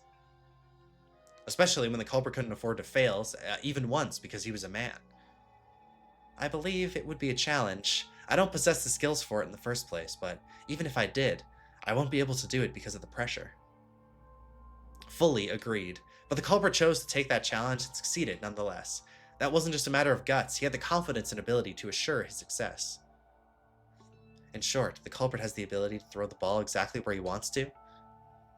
It's more than accuracy. Not only did the culprit have the precise control over where to land the ball, but also the strength to burst it open. But I don't think anyone out of the guys look like they have much strength and accuracy. Judging by his muscles, maybe Kakeru does? Hahaha, with my daily muscle training, it would certainly be possible for me to burst a rubber ball with my strength. However, just to be clear, I cannot be the culprit. I can't even score a goal right below the basket. And he has an alibi, but yeah. And how did the killer pull off those tricks? Was he secretly the ultimate baseball player? Not quite. No, I think you guys are missing something. I said the culprit made the rubber ball go over the pipe, not through it. Huh? So he kicked the rubber ball through that tiny gap? I mean, that's what I said in my prediction, but yeah, I guess he is the ultimate soccer player. How can you make the ball go over the pipe without throwing it? Oh, wait, I think there is a way. How do you even do that? Superpowers?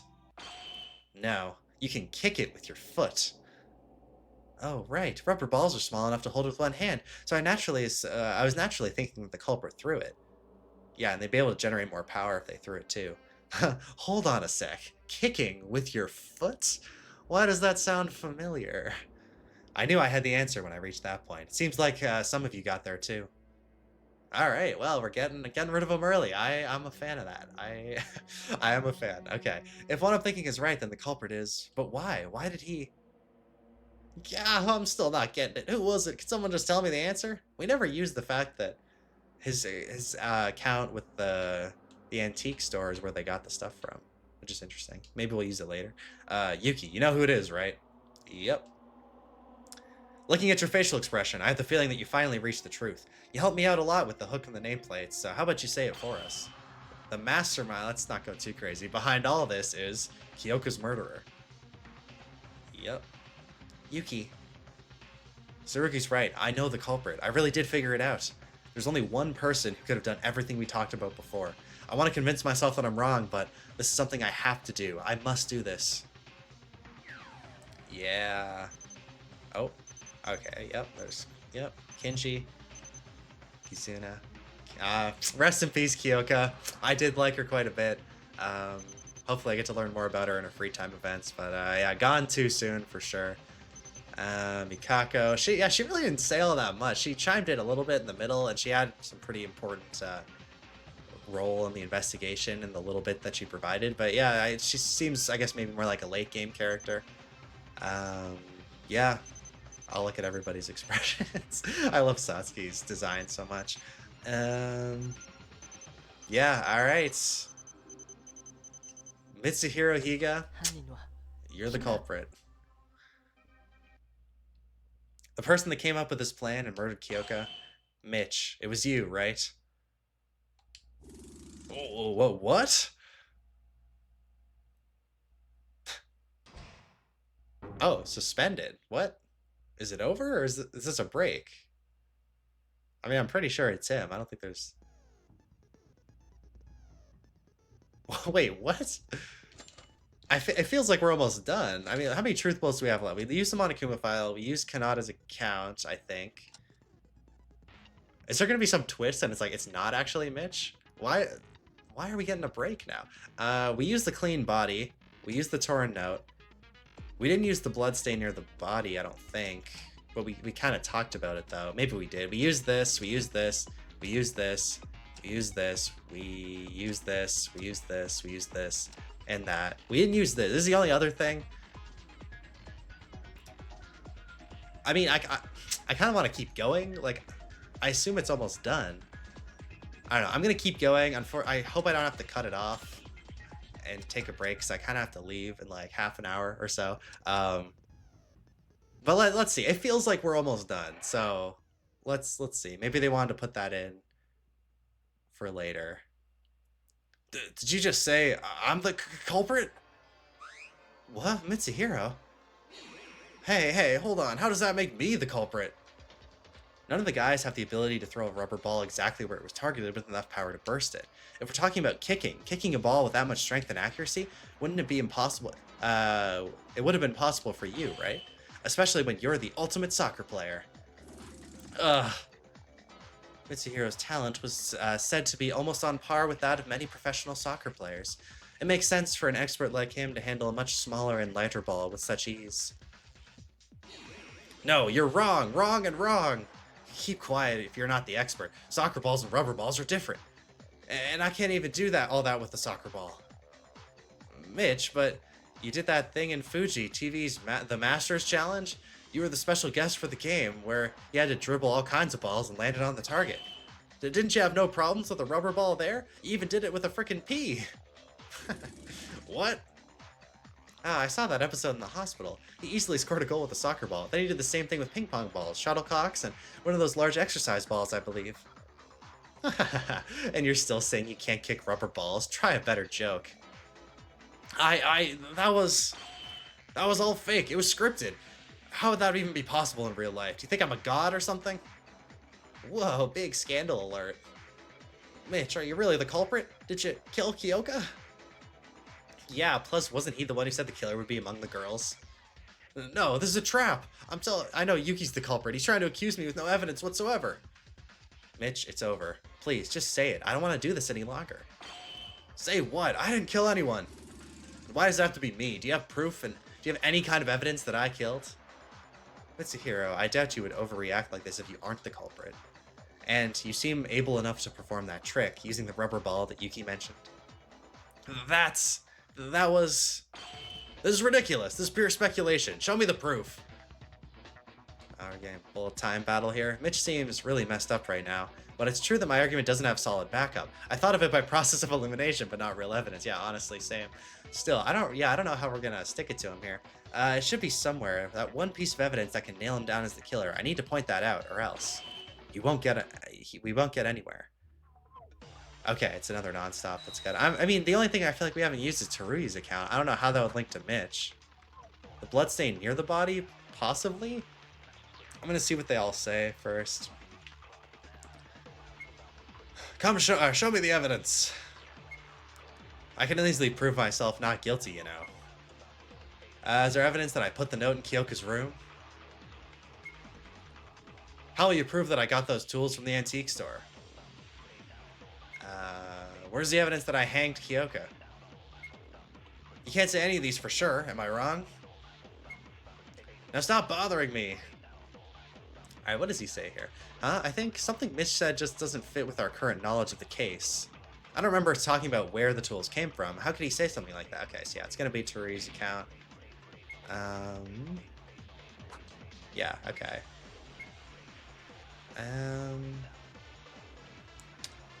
Next. Yeah, here. Got him.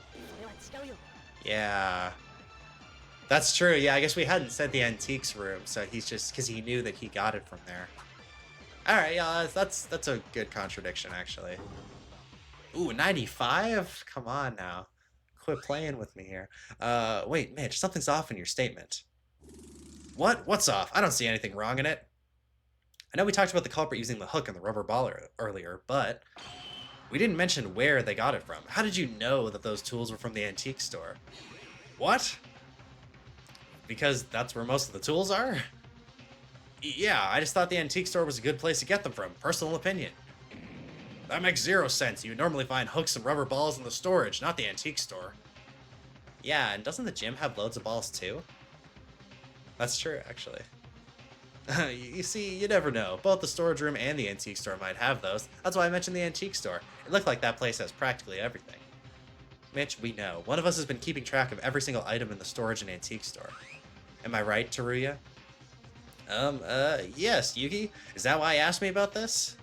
Trust me, the antique store has definitely had hooks and rubber balls. I know, because I spent most of my time hanging out there. Also, I'm pretty sure there weren't any hooks or rubber balls in the storage. The ones used in the murder are from the antique store. The way those items were arranged changed after the murder. Whoa, Teruya, you memorized all that? Wow, what a freak. Damn. Honestly, yeah, a good use for the ultimate merchant, though. Shut up, it's just a coincidence, and you still didn't show me proof. Show me evidence, tangible evidence, not your stupid guesses. I'm not buying it, you're doing this to the wrong person. Jeez, can't you be a man and just say you did it? Hey, Mitsuhiro, will you admit it if we show you evidence that you're the culprit? Yeah, I'm not the culprit. If there's no evidence, you can't say I did it. Give me the proof. Proof. If he insists, we probably should show him. Yuki, show him the proof you have. Huh? Yeah, what? I have the proof? Be patient and think. You do have proof. You even showed it to us a while ago. I showed the proof to everyone? Is he talking about... I see. I didn't think about it back then, but that can certainly nail Mitch down. We gotta show him what that is. Oh, okay. Terminate talk shooting. Okay. Oh, jeez. Shooting them, ultimately come up with a conclusive evidence that can silence your opponents. You can press confirm. Okay. To destroy it. If not destroyed, a speech bubble will eventually disappear and inflict some damage. Okay, so we have to destroy the speech bubbles. They have a certain amount of health represented by a number of objects. You have to replenish. Shift to reload. Okay. Your opponent will take damage every time a speech bubble gets destroyed. If they're out of health, they'll be given a chance to deliver the final blow by combining words. Oh, it's a combining words one into decisive action. Okay. But be wary. If your health reaches 0. Okay, yep. Okay, I'm a little nervous about this one. Okay, here we go. Got it. Okay, the soccer ball show. That's cool. So it's A to shoot. How do I reload? Yuki, you dirty bastard. Not the killer. Oh, I missed it. Oh. Okay, how do I oh, there we go. Okay, I figured out how to reload, and that means I think I know what shift is, too, for the investigation. I think it's Y. Oh, get it. Okay, there we go. Yeah, I feel like it doesn't always register when I press A, or maybe I have to have the reticle right on the soccer ball when I do it. I can't even see my... Okay, there we go. Yeah. It doesn't take... Oh my gosh. Oh, no.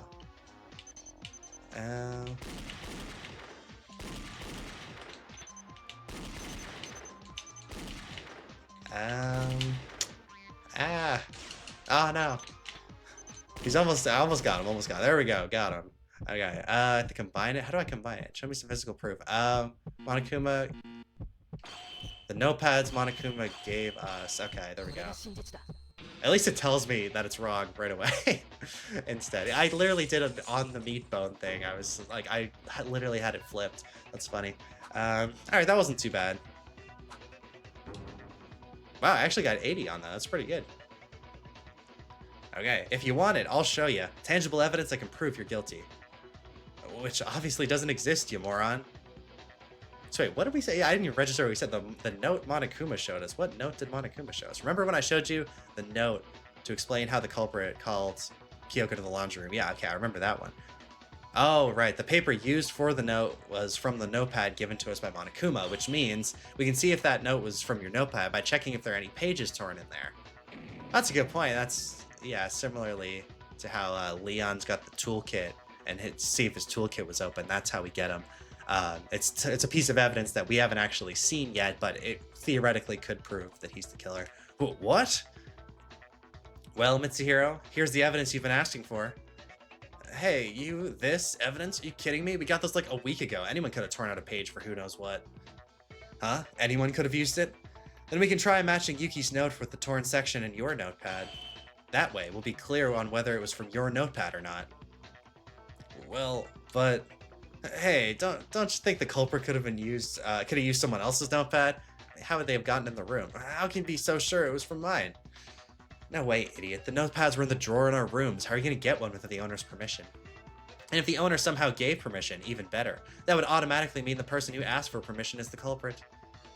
Wait, that's... Mitch, just admit it. I don't want us to keep fighting each other like this. It's over then. Over? Who said it's over? Nothing's over. This is a lie. This is all a big lie. How dare you accuse a superstar of me like murder? Liar, liar, liar!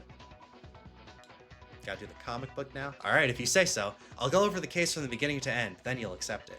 That you're the only possible culprit, Mitch. Bitch. The closing argument, yeah, sure. Okay, recap it. Form of a comic. Yep, okay, so confirm to select it, confirm again to fill it in. Okay, cancel. Okay. Won't be penalized for wrong. You won't be penalized for wrong answers. There's no time limit. Oh, that's nice. Okay, cool. Closing argument. Here we go. Can I look at this? Oh, okay. Remember to clean up everything. So what is... So, right, this is where the things get broken and he puts the nameplates on correctly. Can I go to the next page already? Oh yeah, here we go. Nameplates are switched. Yep. Okay. So he looks, I think he's gonna slip the note under the door here. Oh, wait, I didn't even, wait. Can I put it back? Oh yeah. What is this? Yeah, okay, that's the right one. Okay. So she goes, follows the note, goes to the laundry room, and he kills her with the hammer.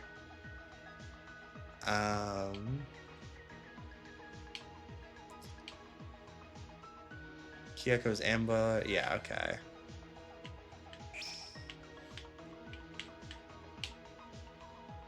Okay, so now it's this one. Yeah, he cleaned the head wound first before dragging her. Then he got the ball. He kicked the ball, which is crazy. Did that a bunch of times in a row. Got the grappling hook there.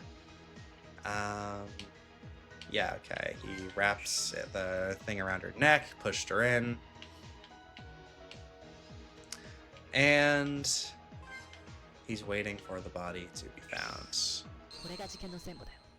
I assume those were all right.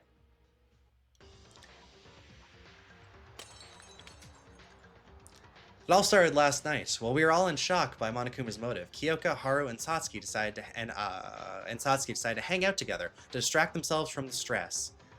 They ran around in the hallway until Haru accidentally broke one of the two of the nameplates on the wall. Those two nameplates belonged to Kyoka and Tsurugi. Haru was panicking over breaking school property when Monokuma showed up to give him a warning. He didn't punish Haru since it was an accident, instead ordering him to replace the broken nameplates with the new ones. And here's where Haru made a crucial mistake. After a trip to the restroom, he got confused about where the two nameplates originally were. He finally chose to go with his gut instinct, which unfortunately turned out to be wrong. This is when Kyoka and Tsurugi's nameplates were switched around. Haru went to his room right after putting the nameplates back, and the nighttime hallway was left empty. At this very moment, someone had decided against going to sleep and was out in the hallway, secretly heading to somewhere. The place they were heading was Tsurugi's room. For some reason, they had chosen Tsurugi to be their target of murder. But there was something that they were unaware of. Right before they came, the nameplates outside Tsurugi and Kyoka's rooms were switched by Haru, so the culprit had actually gone to Kyoka's room. Unaware of the error, the culprit made their first move. They put a note through the gap below the door. It asked to come to the laundry room at 6 a.m. and contained a lot of false information to make things easier for the culprit. Not everyone would be asleep right after nighttime, and it would be easy to spot a note. Not everyone would be asleep right after nighttime. It'd be easy to spot a note coming in through the door. That's what the culprit was going for. Yeah, fair. The next day, as the time approached 6 o'clock, Kyoka, after reading the note, came to the laundry room as she had been instructed. The culprit was hiding in the corner of the room, looking for an opportunity to strike. Since they were expecting to see Tsurugi, Kyoka's sudden appearance would have been a surprise for them. That's true. Kyoka continued forward, oblivious of her fate. The culprit was probably confused at first, then either noticed that they somehow went to the wrong room, or found Kyoka holding the note. They likely had a plan in mind, and changing the target meant they had to risk ruining everything. That's true, yeah. I wonder if he just would have left Tsurugi there, or... yeah, I don't know. But there's also the potential of being found out and facing the aftermath if they let her go. At last, the culprit decided to change their targets. They already had the weapon ready, and it looked like they would be discovered anyway. Meanwhile, while Kyoka was wondering why no one was in the room, still unaware of the presence of the culprit, she was left vulnerable to their attack. And fell victim to it.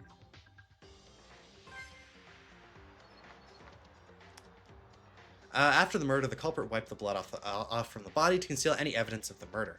Because it was done almost immediately afterward, Kyoka's clothes didn't get any blood on them. Okay, yeah, I guess that's fair. However, they weren't able to take care of the large bloodstain on the floor, maybe because they were in a hurry or they just failed to see it. I mean, they probably saw it. You were never going to be able to perfectly clean up a bloodstain like that. The bloodstain played a large role in revealing Kyoka was murdered in the laundry room. I think the culprit forgot about the bloodstain while they were busy moving Kyoka's body. They must have gotten in a panic since they killed someone that wasn't part of their plan. The culprit first carried the body over to the girls' restroom. Their purpose was to take advantage of the fact that students aren't allowed to enter the restroom of the opposite sex. I wonder if he tried to do that, because yeah, I feel like when I went into the tried to go into the girls' bathroom, like way before, like at the beginning of chapter 1, that's when Monokuma showed up. I feel like that would seem like it was optional dialogue. So it'd be funny, given how much of a creep Mitch is, if he tried to go into the girls' washroom, like to try to follow Akane in or something, and then Monokuma told him the rules, and that's why he knew. Something like that, I don't know. That's when the culprit found the pipe on the ceiling of the restroom. Honestly, to think of that on the fly, that's pretty impressive. The culprit decided to make use of it and went to the antique store to get the needed supplies. It was less than an hour before the wake-up announcement. That's true, yeah, so they were probably in a rush. Tools they chose were a rope, a hook, and a rubber ball. Culprit first tied the rope around the rubber ball, and thought of a certain way to hide their involvement. Their idea was to kick it. Tie the rope on the pipe without entering the girls' restroom using the rubber ball. Since the culprit was a man, they were unable to enter the girls' restroom. Monokuma had previously announced that anyone who sets foot in the restroom of the opposite sex will be shot by the machine guns. But thanks to the fact that the restroom entrance was open with a wall straight across, the culprit was able to tie the rope to the pipe using the elasticity of the ball. It was a risky move, as the culprit wasn't able to step inside to correct any mistakes, and making the ball bounce right through the small gap seemed nearly impossible. But the culprit was confident they could do it, because this was because, as the ultimate soccer player, they had absolute mastery over all types of balls. The rubber ball bounced across the room, right back to... I laughed at that previous thing because it reminds me of that V3 nonstop debate where Mew's like, me and balls are the best of friends. The rubber ball bounced across the room and right back to the entrance, just as they planned. The culprit repeated this several times to make it look as if someone tied the rope by hand. This is when another unexpected event happened. He kicked it too hard. They must have failed to adjust the strength of their kicks because the rubber ball grew weaker and weaker after each bounce until... it couldn't withstand the pressure and popped. This caused the liquid inside the ball to be splattered all over the restroom, becoming a key piece of evidence. The culprit would have wanted to get rid of it, but they couldn't do it without getting inside the restroom. The culprit nonetheless decided to go on with their plan. After all, they succeeded in tying the rope to the pipe, and the method they used was virtually unimaginable for a normal person. Yeah, exactly. After getting the rope around the pipe, the culprit removed the ball from the rope and attached the hook instead. Then they threw the hook toward the pipe to fasten the rope to it. The other end of the rope that was left outside the restroom was wrapped around Kyoka's neck. The reason for this was to make it look like Kyoka was hanged inside the restroom. The culprit was hoping to make us think that Kyoka's murderer was inside the girl's restroom and naturally was able to enter it as well. That way, men wouldn't be considered suspects in the trial. The culprit, as a man, was trying to use this for their own favor. Everything was ready, and as the culprit was about to push Kyoka inside, they found a piece of paper inside Kyoka's hand. It was the note that they wrote, tight in her hand even after her death. Having realized the note would be used against them if discovered, the culprit ripped the note out of her hand. They ripped it possibly because of rigor mortis. I don't know if it's mortis or mortis. I remember they mentioned that with Taka's hand in Trigger Happy Havoc. It's the type of thing where I've seen it written down before and I know what it is, but I've never really heard it out loud. Which made it difficult to pull it out. What the culprit didn't know is that most of the important parts of the note were still intact. Yeah, that's a bit unlucky there. Because it told us to look in the laundry room, although theoretically someone would have looked there anyway. The culprit didn't know is that most of the important parts of the note were still intact in the piece they left in Kyoka's hand. Thanks to the note, we found out that she wasn't murdered in the restroom, which led to the conclusion that the culprit can be a man as well. After getting over the risky part, the culprit tried to get rid of the hammer and the rubber ball. But too much of time had passed at this point, and it was early enough for some of us to get up. In a hurry, the culprit left their murderer and the burst rubber ball in the garbage dump. They would have wanted a safer option, but the time constraint gave them little time to think. They must have thought that we won't find them if they put it alongside all the trash. They should have put it, in the trash can or something. It kind of worked, since Kakeru and I were the only ones to discover them. Yeah, definitely kind of screwed himself by asking her to meet at 6 instead of like 5 or 4, although she would have been more suspicious then. When we started coming out of our rooms, the culprit acted like they had just gotten up and waited for the body to be discovered. We soon noticed that Kyoko was nowhere to be seen. As we all know, we went looking around in the entire building until Akane discovered the horrible state Kyoko was in. Everyone froze in the shock, and while pretending to do the same, the culprit secretly hid a smile at the outcome of their plan. The person who came up with this plan and tried to deceive us all.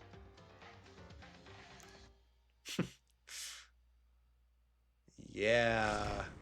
Oh, red card. Oh, that's cool. I like that. I got the whistle. It was you, right? Mitsuhiro Higa? Yeah, red card. Nice. That was a good trial. That was good. I like that. I'll talk more about it after the chapter it finishes. But yeah, I was a big fan of that. How was that, Mitch? Do you still have anything to say? No, he doesn't. He must have forgotten how to speak. What kind of nonsense is that? This is just purely outrageous. Mitsuhiro, it's over. Please be honest. It's pointless for us to keep attacking each other. Mitsuhiro, was it really you? Why? Why did you commit something like murder? No, it wasn't me. I'm not... It's not me. It's not me. Not me, not me. No! It wasn't me! Whoa, the city's going all crazy. OMG, Mitsuhiro's totally gone wacko. Ah! Okay, I assume that's it. Nice. Let's see. Do I get a letter grade at the end? 700. Is that good? Do I get monocoins? 58. Okay, nice. That's good because it's definitely less reliable to get them. Just from like trying to inspect things. You only get a few that way. Yeah, we haven't heard from Monokuma in a while. Huh? Looks like you're done. As the headmaster, let me say your discussions were packed with passion in a fashionable way. Passion and fashion. Are they the same? Are they different? Oh, who cares? You don't need any of those to live a good life anyway. So, let's move on to voting time. You don't need any extra explanations, right? Pick the person that you believe is the blackened. Everyone, make your choice using the switch in front of you. And one more thing, just as a reminder, triple check that you voted for someone. If I ever see a blank ballot, you know what happens. I'm sure none of you would want to be punished for something so trivial like that. Okay then, time to get excited. Who will be chosen as the blackened? Will you make the right choice or the dreadfully wrong one? My voice can't go that high. I tried to mimic how he usually says it. What's it gonna be? What's it gonna be? Sound like Mickey Mouse over here. Alright, yeah, I'll be curious to see what his execution is. If it's just like Leon's where he gets pummeled to death here. With soccer balls. Yeah, got him. Couldn't have happened to a nicer guy. Oh wait, yes it could have.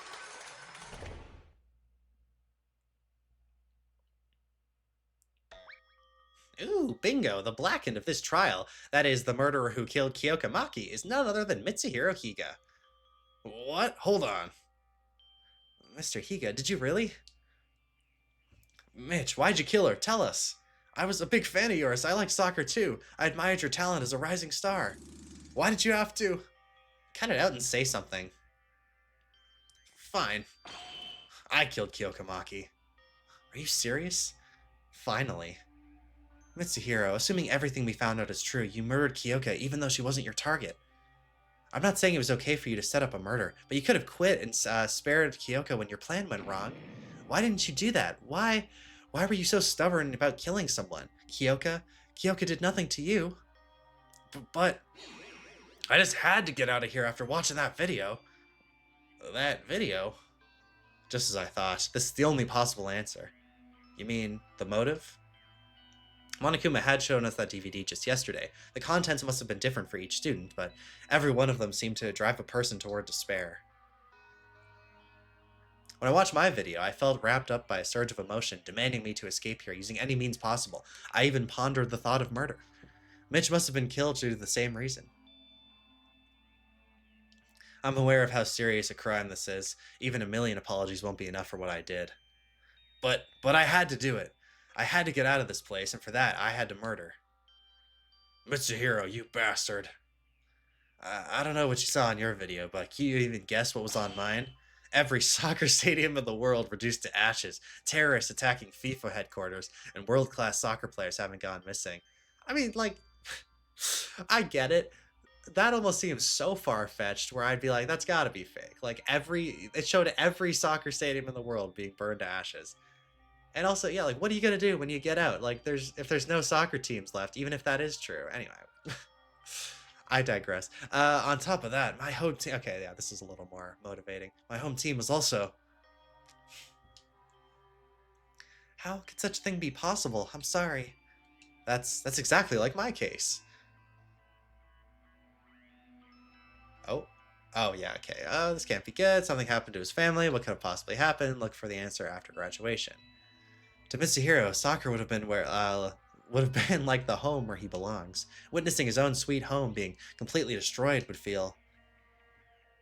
Attack on FIFA HQ. Come on, you know that's utter nonsense. Right. And doesn't it only pertain to yours? All of our videos, and it doesn't only pertain to yours. All of our videos have been manipulated. You shouldn't have fallen for this trap. Ugh. I couldn't stop trembling after watching my video because it was as shocking and as terrifying as yours. It wasn't just you. It was everyone's fight, even Kyoka's. Even though she watched that same absurd video, she was trying to overcome her shock. Yeah? You asshole. I couldn't help it. Soccer's my everything. I'd even say it's more important than my life. I know murder is wrong, but I just had to see with my own eyes if that video is real, even if it meant killing another person. Let me ask you one thing. Suppose that your plan went off without a hitch and you got out. What if you found out that video was forged? Then what were you going to do? You heard about the class trial and the entrance ceremony, didn't you?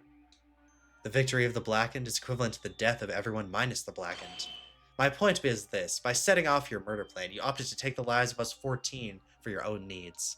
Honestly, I'm glad they're addressing this, because that's something they don't address as much in the original game. It's like, why would you kill this person?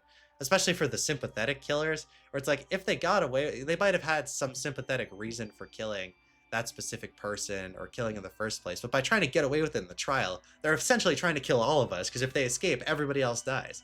Except for, like, Sayaka and Leon, but, you know, that's different, because they didn't know at the time. But you were aware of the full weight of your choice, or at least prepared to face the consequences? I doubt it. I guess yeah. You know what I want to say? You're nothing more than an ignorant moron who wanted to get out of here using soccer as an excuse. Yeah, I mean, she's not completely wrong. It's harsh, but I think mostly true. Of course, our videos were as shocking as yours. Otherwise, it wouldn't be a motive. If that alone was sufficient to make a person murder, all of us would have done it by now. But in reality, you were the only one to commit murder. What do you think made that difference? Yeah, he's the weakest of all of us. Could it be prioritizing your selfish desires over your so-called friends? Ray, stop it. Don't try to make this any more complicated. Are you telling me this idiot got shocked by the DVD and then just went on to murder someone without even being mentally prepared? No, I won't deny that, but soccer really was my everything. Actually, it was pretty well planned out. Even managed to come up with a complex trick immediately after murdering Kyoka. Saruki being his initial target doesn't look like a coincidence either. You thought his talent would be an obstacle to your plan, didn't you? Yeah, that's what I said. Ugh. Bullseye, I suppose. Right. From the beginning, Mitch was willing to murder, even without the motive. A malice beyond description. That's what took Kyoka's life. But so what? Does it even matter? Monokuma was the ultimate ringleader behind all this. Monokuma's the one who drove Mitch to that point. Yeah, that's what Makoto said a lot.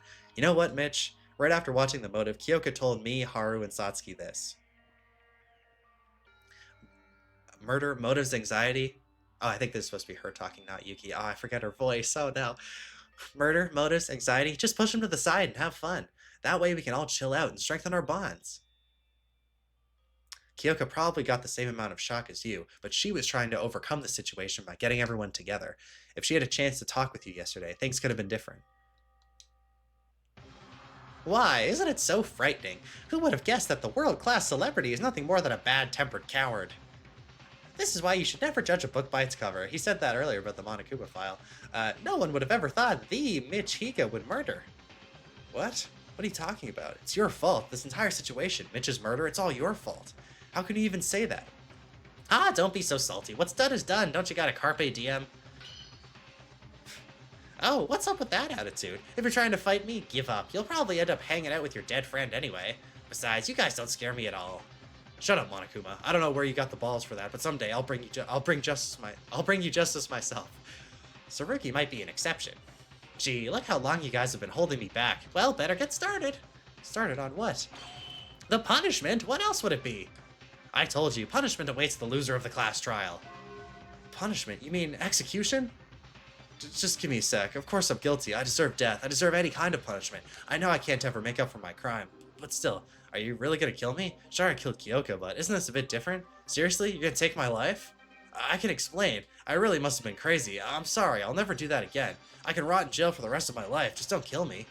Yeah, I'll do anything you want. You can have all the money I earned from playing soccer, okay? I don't want to die. Help me. I'll do anything but dying. I'm begging you. Please, don't kill me. That's what Kyoko was thinking, and you didn't seem to care. Hey, guys, do something. I'm gonna die for real. This is not a joke. No one says anything. Notwithstanding Mitch's desperate cries, everyone turned their heads away from him, including myself. What's this? Are you scared of dying? Weren't you ready for this when you became the Blackened? Above all, you disrupted order. You killed Kyoko. Whatever the laws outside may be, the rule here is simple. An eye for an eye, a death for a death. That's the quote for Chapter 1. No matter what you do, you can't avoid punishment. Once you're revealed to be the Blackened, you are punished. This is an iron-bound rule. Now, save your breath and let us begin. I certainly wouldn't want my students to procrastinate. So, I've prepared a special punishment for the Blackened, Mitsuhiro Higa, the ultimate soccer player. No, go away. No, go away. Let's give it all we've got. It's punishment time. No. Alright, let's see that punishment here. Oh. Okay, Mitsuhiro has been found guilty. Time for the punishment. Got the Reach for the Stars music. Yeah.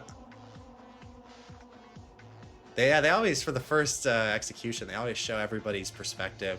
He's gonna get dragged away by the neck. Yep. There he goes. Red card.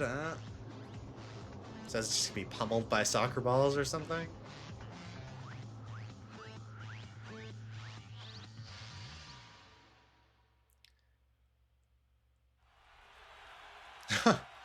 Damn, got a whole ass soccer stadium here. Oh my god, he's tied to the ball.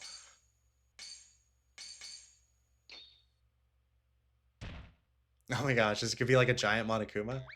Or just a bunch of Monokumas. Oh my gosh, that's funny. I just gotta kick him around. Damn. Death volcano shoot. Oh my gosh. What's the grand finale gonna be? Is he gonna be into a goal or something? Oh, he's just on fire. Okay.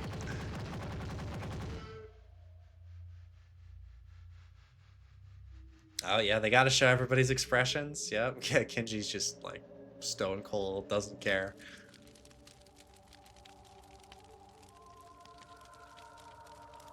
Oh jeez, it burned his hair off. Oh, that's brutal.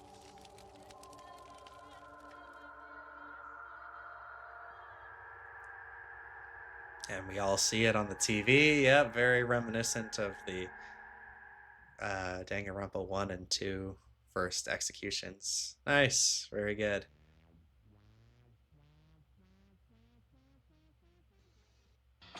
Interesting that Kanada's standing beside Akane there. Okay. I know this is a little inopportune. I do have to go, unfortunately. So I'll briefly give my thoughts on the trial now, but I'm going to come back a few hours and give the rest of my thoughts and finish up chapter 1 here. And yeah, sorry, I'm trying not to rush, and I was really enjoying the trial. Part of the reason why I wanted to do it today instead of waiting until later this week when I'd have more time is just because I really wanted to see what happened. So hope it doesn't seem like I was just like half-assing it or something. I just really wanted to see what happened, and overall, I think we got the most important stuff in anyway. But yeah, overall, really love that trial.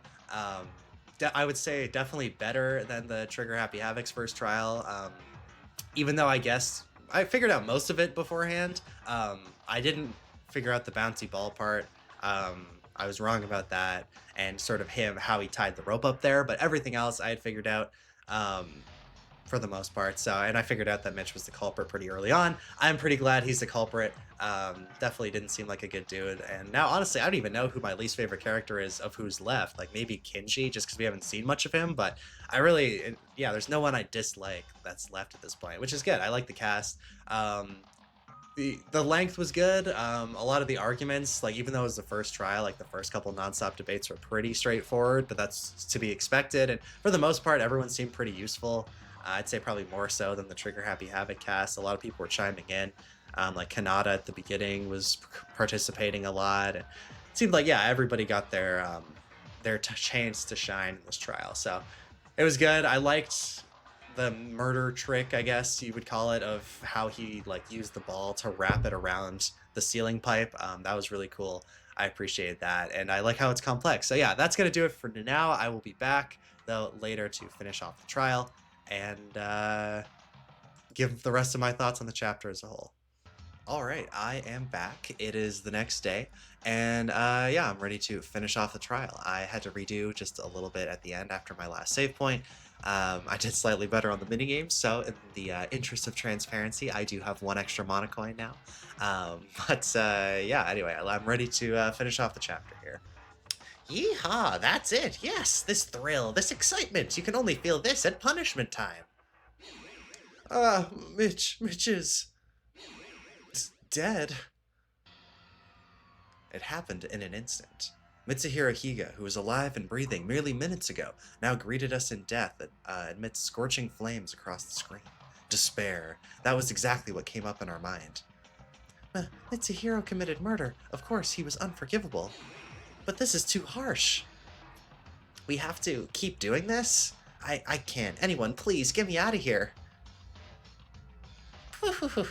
If you don't want this, don't kill. None of this would have happened if you simply stopped caring about the outside. After all, it was Mitsuhiro's own selfish desire that led him to murder. You guys were the ones responsible for this. But how can we just forget about the outside world? It's impossible. Monokuma, what is your intention? What do you get from committing this heinous act? Intention? Intention? Huh? What is that? Sounds too hard for me. Nobody cares anyway, you don't have to know it. Just heed to my words and all will be fine. Besides, you won't even understand a word if I tell you. Not even the slightest bit about what's going on right now, a total waste of time, right? I mean, it seems like the world is still pretty messed up, just like the original Danganronpa timeline. Based on the motive videos, and if those are true, then yeah, I'm sure there is a similar group to Ultimate Despair, or maybe they'll even just call it Ultimate Despair, running rampant out there. You son of a... Oh no, how intimidating. Well, case closed. The class trial is officially over. Everyone rest in peace. Hey, wait. Boing. He's gone. Damn it, what are we supposed to do now? In silence, everyone kept staring at the spot where Monokuma was standing. Although the class trial was over, none of us looked eager to leave the classroom. After losing 2 friends on a single day, and realizing escape is still far out of our reach, we couldn't help but freeze in despair. Now's the time where someone's gonna say, we have to keep doing our best and keep pushing forward. All that good stuff. Everyone, we need to stay calm. If we lose hope here, we won't be able to accomplish anything. But my legs ain't moving after watching that execution. How are we supposed to stay calm when our friend has met such a horrific end? Friend? Oh, who is this friend you're talking about? What? Huh? Who else could it be besides Mitsuhiro? You're calling him a friend? I don't get it. Are you calling a murderer your friend? Oh, I like this side from Sarugi here. I mean, he's mentioned it before, how obviously he finds murder unforgivable. Probably even to a slightly greater extent than everybody else as the ultimate police officer. But, I mean, he's got a point. Like, he wasn't really that sympathetic of a killer. I'd say maybe a little more so. Honestly, on the same level as Leon, maybe even less sympathetic. But, like, even Teru got... Like, his motive with wanting to see his mom again, that was something, whereas, like, oh, he wanted to see what happened to his soccer team. I guess, like, his teammates, sure, but, like, the soccer stadiums itself, like, I don't know. I didn't really find that didn't really move me much. But I do like this side that we're seeing of Tsurugi here. Well, what's wrong with you? Tsurugi, sure, Mitsuhiro killed Kyoka, and he deserved punishment, but he was still our friend for the past few days, right?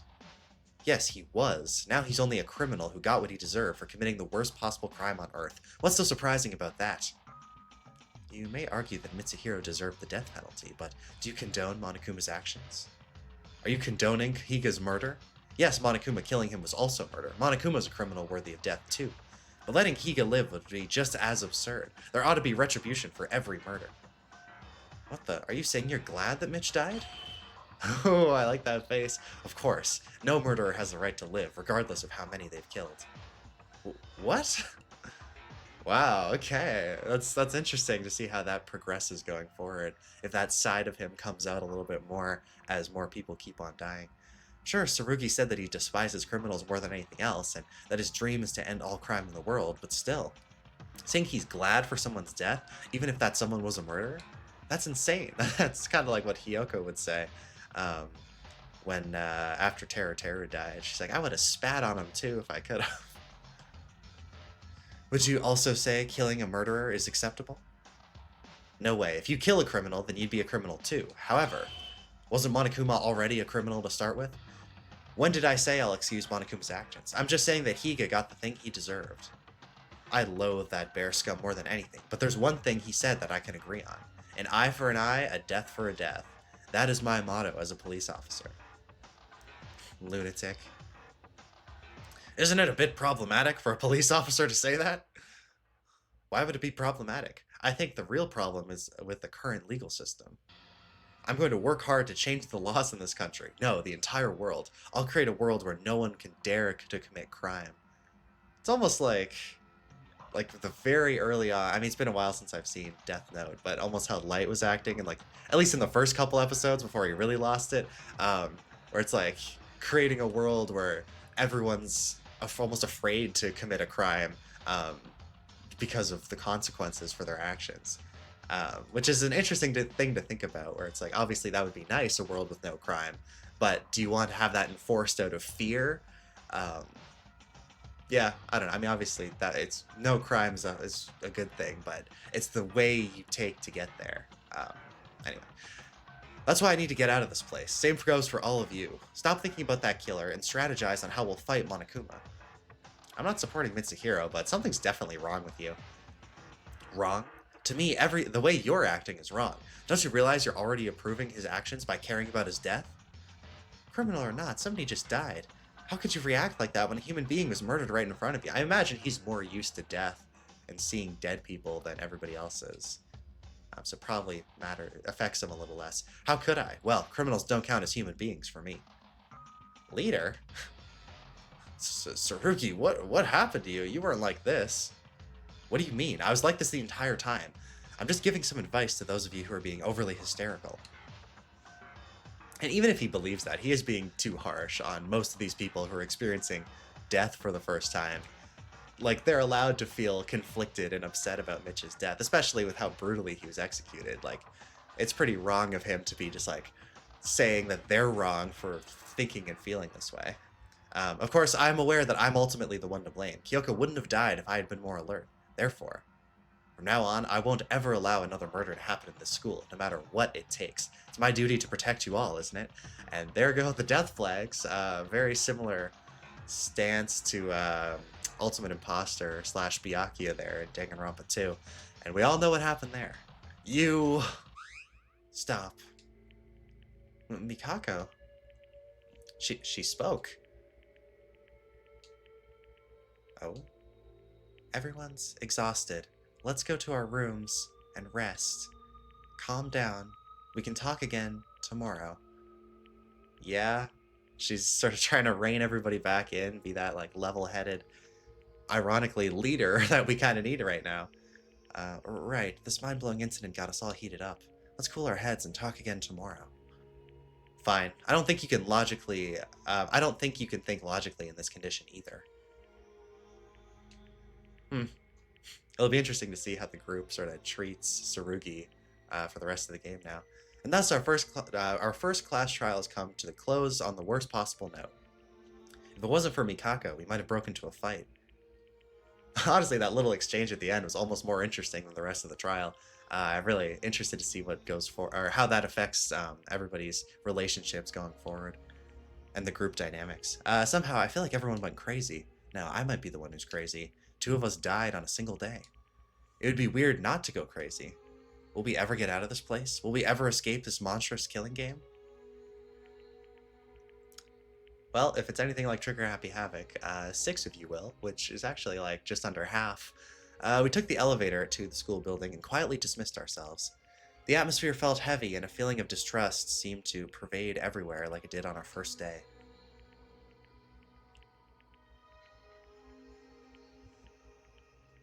Everything that happened today already feels like memories of a distant past. Surrounded by this bizarre environment, my sense of reality was slowly fading away. The day I left home for Hope's Peak Academy, a week prior to today, seemed like it was a long time ago. I couldn't even recall how my parents looked like. Okay, that's a bit, especially since you just saw your mom in the motive video. My family. Oh, there she is. Ugh. Kyoka, the trial, Mitch, execution, Tsurugi. My brain drifted in confusion as these thoughts kept swirling in my mind.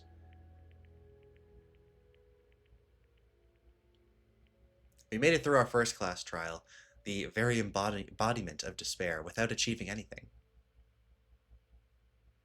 But this was merely the beginning of despair. Yeah, unfortunately, that's how Danganronpa games usually go. It only goes downhill from here in terms of everybody's morale. Echoing despair. Oh, are they gonna get crossed out here? Damn. Yeah, I'm still bummed about Kyoka, but Mitch, yeah, I could take her or leave him.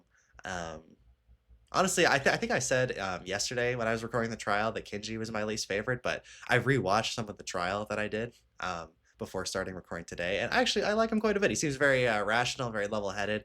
There isn't really anyone that I dislike in this group right now, which is good. Which is going to make it even worse when most of them inevitably die later on. But we don't have to think about that right now. You know, we're going to go to chapter 2, and we're gonna get the pool and the library, and it's gonna be great. Thank you for playing. You've reached the end of the demo. Oh, okay, so this is technically considered the demo, I guess. You may choose to save your progress. Okay, well, I mean, I will, but I'm pretty sure. So now, I believe that chapters 2 to 6 were translated by someone else. I did download those already, but I believe it's like a separate file to this. Like, what happens if I load this? Nothing, I assume? Yeah, okay. Alright, well, yeah, I've heard that the translations are... I know that they're different. I think that they're supposed to be a little better. Honestly, I didn't find them that bad. Like, the phrasing was a bit awkward at times, but overall, like, I could still pretty easily figure out what was happening and what they wanted to, like, get across. So, overall, like, pretty good. Like, that was perfectly acceptable. Yeah, so that was the end of chapter 1. I do think it was better than Trigger Happy Havoc's chapter 1 as a whole. It is just a different experience as well. With me doing a Let's Play, I feel like I'm having a little bit more fun than I would if I was just playing it myself. So maybe that's part of it. But I like all the characters probably a little more than the Trigger Happy Havoc cast at this point. There's nobody I really dislike, which is good. And then in terms of the trial itself, I think it was definitely harder than the Trigger Happy Havoc trial. I mean, the Leon being written out thing, like, that's a pretty big giveaway, and I know that was like a localization issue. And it was obviously harder in the original Japanese version, but overall, like, I do think this one was more complex. Although, because I played the originals already, and they took a lot of elements from the originals, and that, like, the switching nameplates, moving the body, all that stuff, maybe that made it a little easier to figure out. Even just, like, the part I didn't figure out with the bouncy ball, I still thought it was Mitch because of the sports connection with Leon, because evidence was left behind, and I guess that he did something with the ball, even though I didn't figure out exactly what it was. So yeah, overall, I'd say it was harder than Trigger Happy Havoc's first case, but easier than Danganronpa 2 and V3's. Which, honestly, like, that's a good spot for it to be. I think everybody contributed pretty well in the trial. I didn't really look into the usefulness stuff right now. I'm gonna like rewatch my videos when I make the usefulness rankings for this game. But right now, I'd probably say the top of the list would be obviously Yuki's gonna be up there. Tsurugi would be up there, and at the beginning we got a lot of Kanata, but she didn't really do all that much in the second half. Um, those would probably be the top three. I think like Kinji was pretty talkative for, relative to how he usually is, and he brought up some good points. Um, and then I even think Mitch himself, like obviously he's not getting points for this trial, but he was much less obvious than Leon, even though I did call out that it was him pretty early on. Even before the kill happened, I had predicted that Akane would get killed by Mitch. Um, but I think like how he acted in the investigation, he wasn't overly suspicious. He wasn't overly suspicious in the trial. Like obviously he brought up the point about how it has to be a girl because it was the girl's washroom. But if it wasn't him, like if someone else brought that up that wasn't the culprit, like it's a good point until you sort of dissect how it was actually done. So I'd say he was definitely less suspicious than Leon in the trial, even though I still think it was a pretty easy call out that it was him. Oh yeah, and the last thing, I did look up whether bouncy balls have liquid inside of them. From what I could tell, most of them don't. Maybe like it's a different type of bouncy ball. But then when I also asked my mom because I was curious if she knew, and she's like, "Oh yeah, I think some of them do." So I don't know. Maybe some of them do. Regardless, I still pretty much figured out what it was used for, even though I didn't know the specifics of it. But yeah, anyway, I'm enjoying the game so far. I'm excited to jump into Chapter 2.